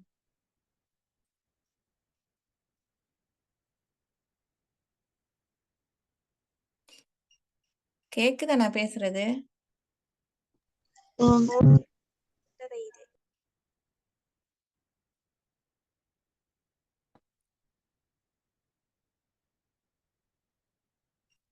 இது சம இடைவெளியில போடுங்க. நான் சும்மா வரைகிறேன்.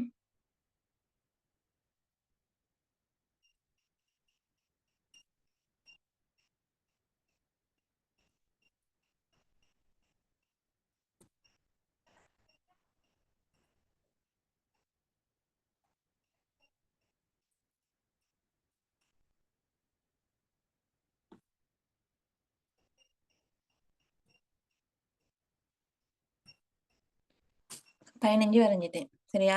நான் ஸ்டார்ட்ல இருந்து 15 எடுக்கிறதால ஆக குறையுது. சைபர்ல இருந்து 15 சொல்லும் போது அங்கே 15 கெப் வந்துடும், மற்ற எல்லாருக்கும் 5 வரும். அப்ப நான் இங்கே இப்படி ஒரு மார்க்க போட்டேன். சரியா? இப்ப போடுறேன் பாருங்க. 15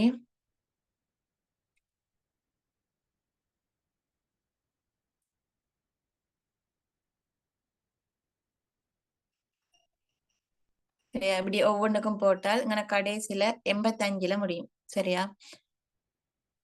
இப்ப நான் ஆர்டர் படுத்தின ஒவ்வொரு டேட்டாவை வந்து மார்க் பண்ண போறேன். சரி, எத்தனை பிரிக்க வரைபடம்? ஒன்னாவது என்ன டேட்டா வரும்? ஆர்டர் படுத்தினீங்க ஏறு வரிசையில சொல்லுங்க. ஃபர்ஸ்ட்டுக்கு இது வரும்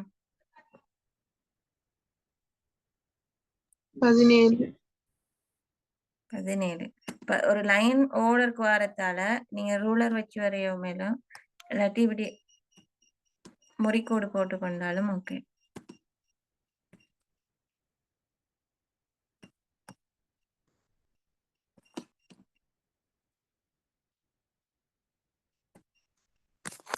17. அப்ப அந்த 15 விட கொஞ்சம் மேல வரணும். சரியா? அதுக்கப்புறம் இது வரும் 25. 25. அதுக்கு நிரப்படும். அதுக்கப்புறம் இது வரும் 6. 26. 26. அதுக்கப்புறம் 36. இது 25, இது 30, 35 இருந்தால் இதுக்கு மேல வரும். அப்புறம் 40. 40. சொல்லுங்க அடுத்தது. 42. 42, 44. 44, 46. 46, 8. 48, 49. 49, 50. 50. அப்புறம் 52. 52, 55. 55, 56. 56. 58. பாருங்க நான் குறிச்சிட்டு போறேன். 20, 25, 30, 35, 40, 45, 50.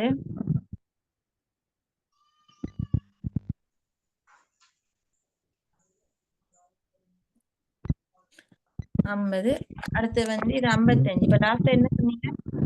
58. 58. சரியா பார்த்தாங்க அந்த இடங்களுக்கு நேரம் குறிச்சுக்கொள்ளுங்க. 55, 60, 58. அதுக்கு பிறகு 60. 60, 65. 65, 66. 66,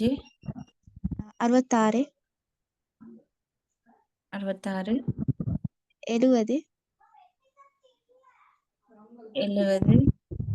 70, 75.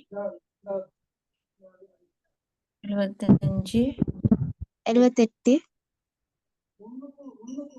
78, 80.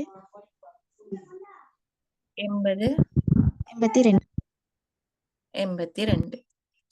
இதுல வரைஞ்சி இதுக்குரிய ஹெட்டிங்கையும் போட்டு இந்த இங்கிட்ட இந்த போட்டியில 15, 20, 25, 30, 35 போட்டு எண்ணிக்கையும் போட்டு அவ்வளவுதானே இதுக்கு தண்ணிக்கு இதெல்லாம் கொடுத்தாலே போதும். உனக்கு பிரிக்க வரைபடம் சரி.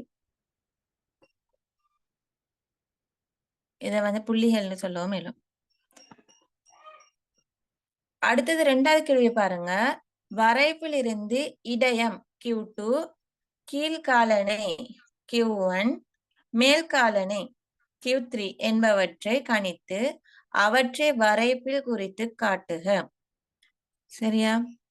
இந்த Q1, Q2, Q3 காண்டத்துக்கு சமன்பாடுகள் அளிக்கும். Q1 காண்டத்துக்குரிய சமன்பாடு என்ன?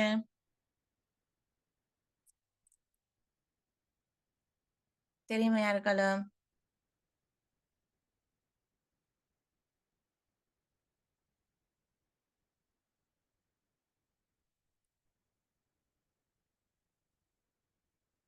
Q1 சமன் 4 மேல் 1. 4 மேல் 1 தர எண்சக 1. தர எண்சக 1. அந்த என்னன்னு சொல்றது என்ன?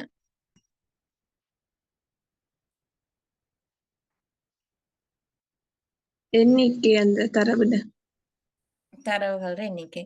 இப்ப இதுல வந்து எண்ணிக்கை எத்தனை ஆயிக்குது? எண்ணுக்கு வந்து என்ன வரும்?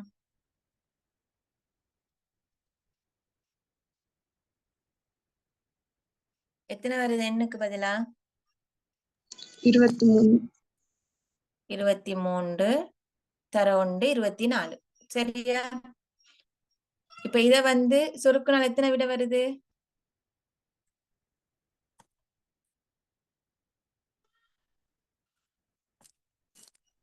சுருக்குனால் எத்தனை விட வரும்?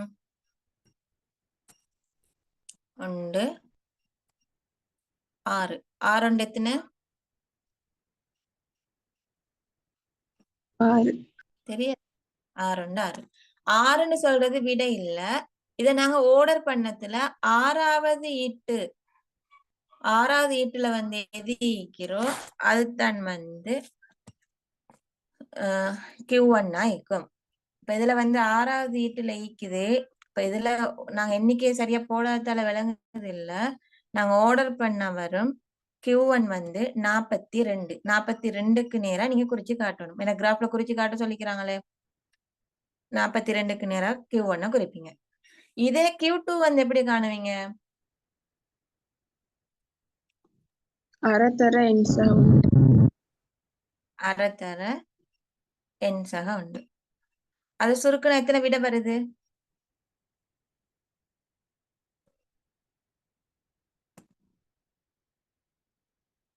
எத்தனை விட வருது? 12. 12. அப்ப அந்த 12வது ஈட்டுல இருக்கிறது தான் வந்து Q2 இடையமா இருக்கும். அப்ப இதுல 12வது இடத்துல வந்து 52க்கு நேரா நீங்க குறிச்சால் சரி. சரியா? இதே Q3 எப்படி காணுவீங்க? 4ல் 3 தர எண்சக உண்டு. 4ல் 3 தர எண்சக உண்டு. அது சுருக்கி எப்படி வந்துச்சு உங்களுக்கு விட? யாரும் விட கண்டீங்களா? 18ஆம் ஈட்டு. 18வது ஈட்டுல உள்ளது தான் Q3 ஆயிக்கும். 18க்கு நேரம் எங்களுக்கு எது ஈக்குது? 18க்கு நேரா 66. 66. இந்த 66வது ஈக்கிறது தான் வந்து 18வது ஈட்டுல ஈக்கிறது தான் வந்து Q3 ஆயிக்கும். இப்ப நாங்க Q1, Q2, Q3 அது 3ஐயும் கண்டுட்டோம். அதையும் மார்க் பண்ணிட்டால் சரியா 6 மார்க்ஸ் உங்களுக்கு வந்துடும். ஒருவேளை இதுல வந்து வேற டேட்டா மழை வீழ்ச்சி வெப்பநிலை அதுகளை வந்து தந்துப்பட்டு அதுக்கு கிராஃப் வரைய சொல்றாங்க. அந்த கிராஃப வரைஞ்சிட்டு இப்ப உங்களுக்கு செகண்ட் கேள்வி இப்ப இதுல காலநிலைகளை காண சொன்ன மாதிரி அதுக்கு வந்து என்ன கேட்கணும் உங்களுக்கு? இந்த இது வரைவுகள்ல அந்த கால்நிலை வரைவுகள்ல வந்து எப்படி வளர்ந்து காணப்படுது, எவ்வாறு வளர்ச்சி அடைஞ்சு காணப்படுது, இல்லண்டா அந்த வரைவோட உள்ள நன்மை தீமைகள் கேட்கலும். இப்ப ஒரு வரைவு உங்களுக்கு கேள்வியை தந்தா அந்த வரைவோட உள்ள நன்மை தீமைகள் அது வந்து கேள்வியா வரையலும். இதுல 3வது கேள்வியா வந்திருக்கு இடைக்காலனை வீச்சை கணிப்பிடுக. இடைக்காலனை வீழ்ச்சி எப்படி காணுவீங்க? Q3ல இருந்து Q1 கழிக்கணும்.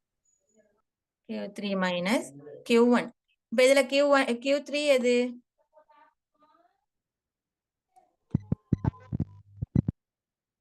66. Q1 எது?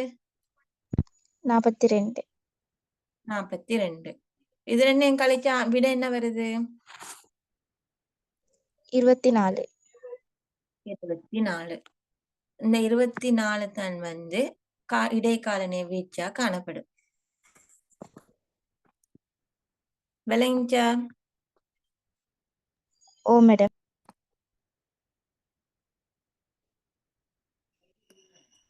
இதெல்லாம் டவுட் அளிக்குதா இதுல?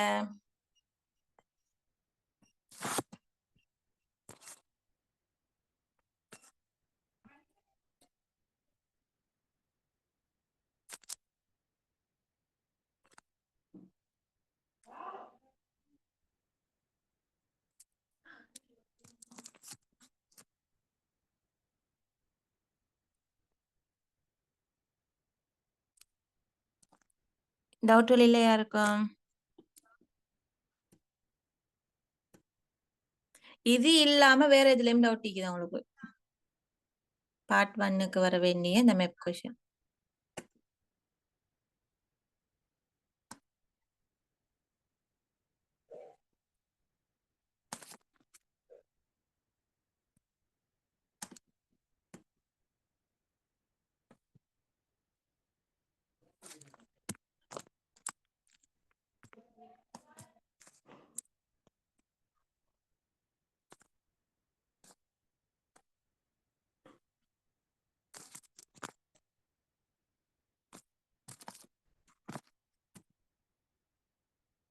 யாரும் சவுண்டும் இல்ல.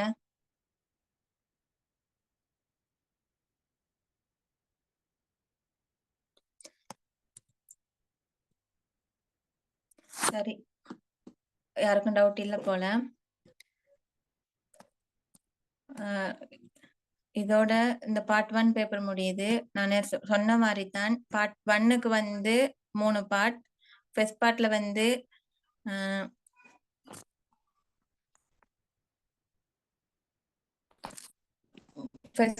எம்சிக்யூ வருது. எம்சிக்யூல வந்து 40 கேள்வி. அதுல 1 தொடக்கம் 10 பிராக்டிக்கல் ஜியோகிராபி செய்முறை புயல்ல இருந்து வரும். அதுல இடவிலக்கங்கள், இடவிலக்க படங்கள், நுட்ப முறைகள், அந்த ஜிபிஎஸ், ஜிஎஸ், ஆர்எஸ் அந்த விடயங்கள் அது தொடப்பா பார்த்துக்கோங்க. 11 தொடக்கம் 25 பௌதிக புவியியல் வருது. அதுல வந்து நில உருவங்கள், ஒவ்வொரு இடத்துலயும் வந்து எவ்வாறு பரம்பி காணப்படுது அந்த மாதிரி விடயங்கள் எம்சிக்யூக்கு வரையலாம். 26 தொடக்கம் 40ன்னு சொல்ல போது 40ன்னு சொல்லும்போது ஹியூமன் ஜியோகிராபி. அதுல வந்து சனத்தொகை பரம்பலுக்கு எதுவா உள்ள காரணங்கள், இப்ப முக்கிய கைத்தொழில் நிலையங்கள் எங்க காணப்படுது, இல்லைன்றால் சனத்தொகை அதிகம் காணப்படுற நாடு, அந்த மாதிரி விடயங்கள் வந்து எம்சிக்யூக்கு வரையலாம். அப்ப அதுல ஒரு கேள்விக்கு 1 மார்க்ஸ் வீதம் 40 கேள்வி வரும். 40 மார்க்ஸ் அதுக்கு ஓகே. அடுத்து வந்து இந்த மெப் கேள்வியில வந்து இதுவும் கட்டாயம் செய்ய வேண்டிய இடவிலக்க படத்துல வந்து கட்டாயம் செய்ய வேண்டியது பயிற்சிகை, குடியிருப்பு, போக்குவரத்து, அடுத்து வந்து இந்த சமவெளி கோடுகள்ல காணப்படுற நில உருவங்கள், இந்த விடயங்கள் வந்து அவங்க ஒரு இடத்தை மென்ஷன் பண்ணி கேட்கலும், இல்லாட்டி குறுக்கு வெட்டு முகம் வரைய சொல்லலும். இந்த மாதிரி கேள்விகள் வந்து ஃபர்ஸ்ட் கேள்விக்கு வரும். அதுல வந்து பொருளாதார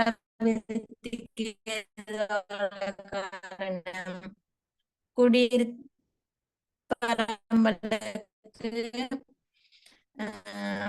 முக்கிய காரணங்கள், அது வளர்ச்சி அடைந்து காணப்படுறதுடைய ரீசன், அதுகள் வந்து இந்த ஃபர்ஸ்ட் கேள்வியில கேட்க பென்சில் யூஸ் பண்ணணும். கட்டாயம் அந்த குறியீடுகளையும் நிறங்களையும் வந்து தெரிஞ்சு வச்சு கொள்ளுங்க. அடுத்தது வந்து எப்பவுமே அப்புறம் பார்ட் 3ல வந்து ஏதாலும் 2 கொஸ்டினா பெர்ஃபெக்டா செய்ய பாருங்க. சும்மா எல்லா கேள்விக்கும் வந்து கை வைக்காம. அப்படி செய்ய போனா ஒரு கேள்விக்கு வந்து எனக்கு முழுமையான விட கொடுக்கலாம் போய்த்திடும். எப்பவுமே இந்த ஃபர்ஸ்ட் கேள்வி வந்து ஜிபிஎஸ், ஜிஎஸ், ஆர்எஸ் அதுல இருந்து வரும். உங்களுக்கு அது ஈஸின்னு சொன்னா அதுக்கு ஃபுல்லா ரெடி ஆகுங்க.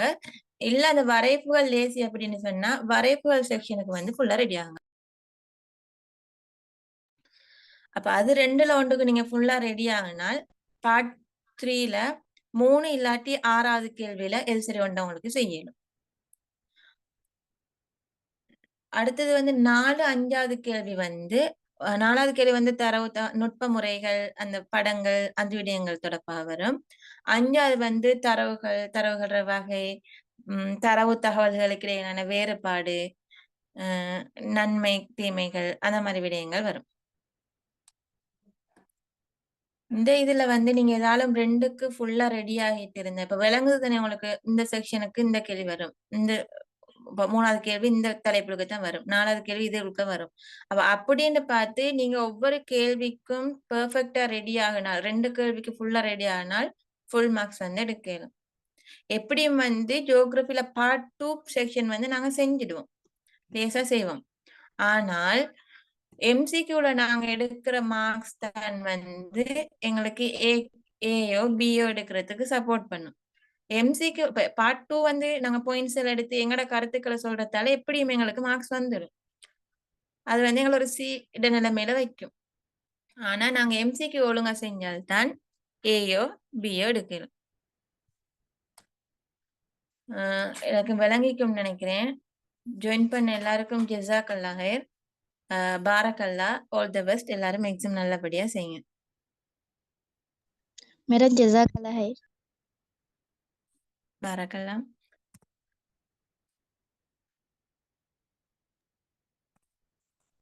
கிழக்கு பல்கலைக்கழக முஸ்லிம் மஜ்லிஸினால் நடத்தப்படும் இலக்கண மாணவர்களுக்கான இறுதியாண்டு கருத்தரங்கில் ஏற்பாடு செய்யப்பட்டிருக்கிறது.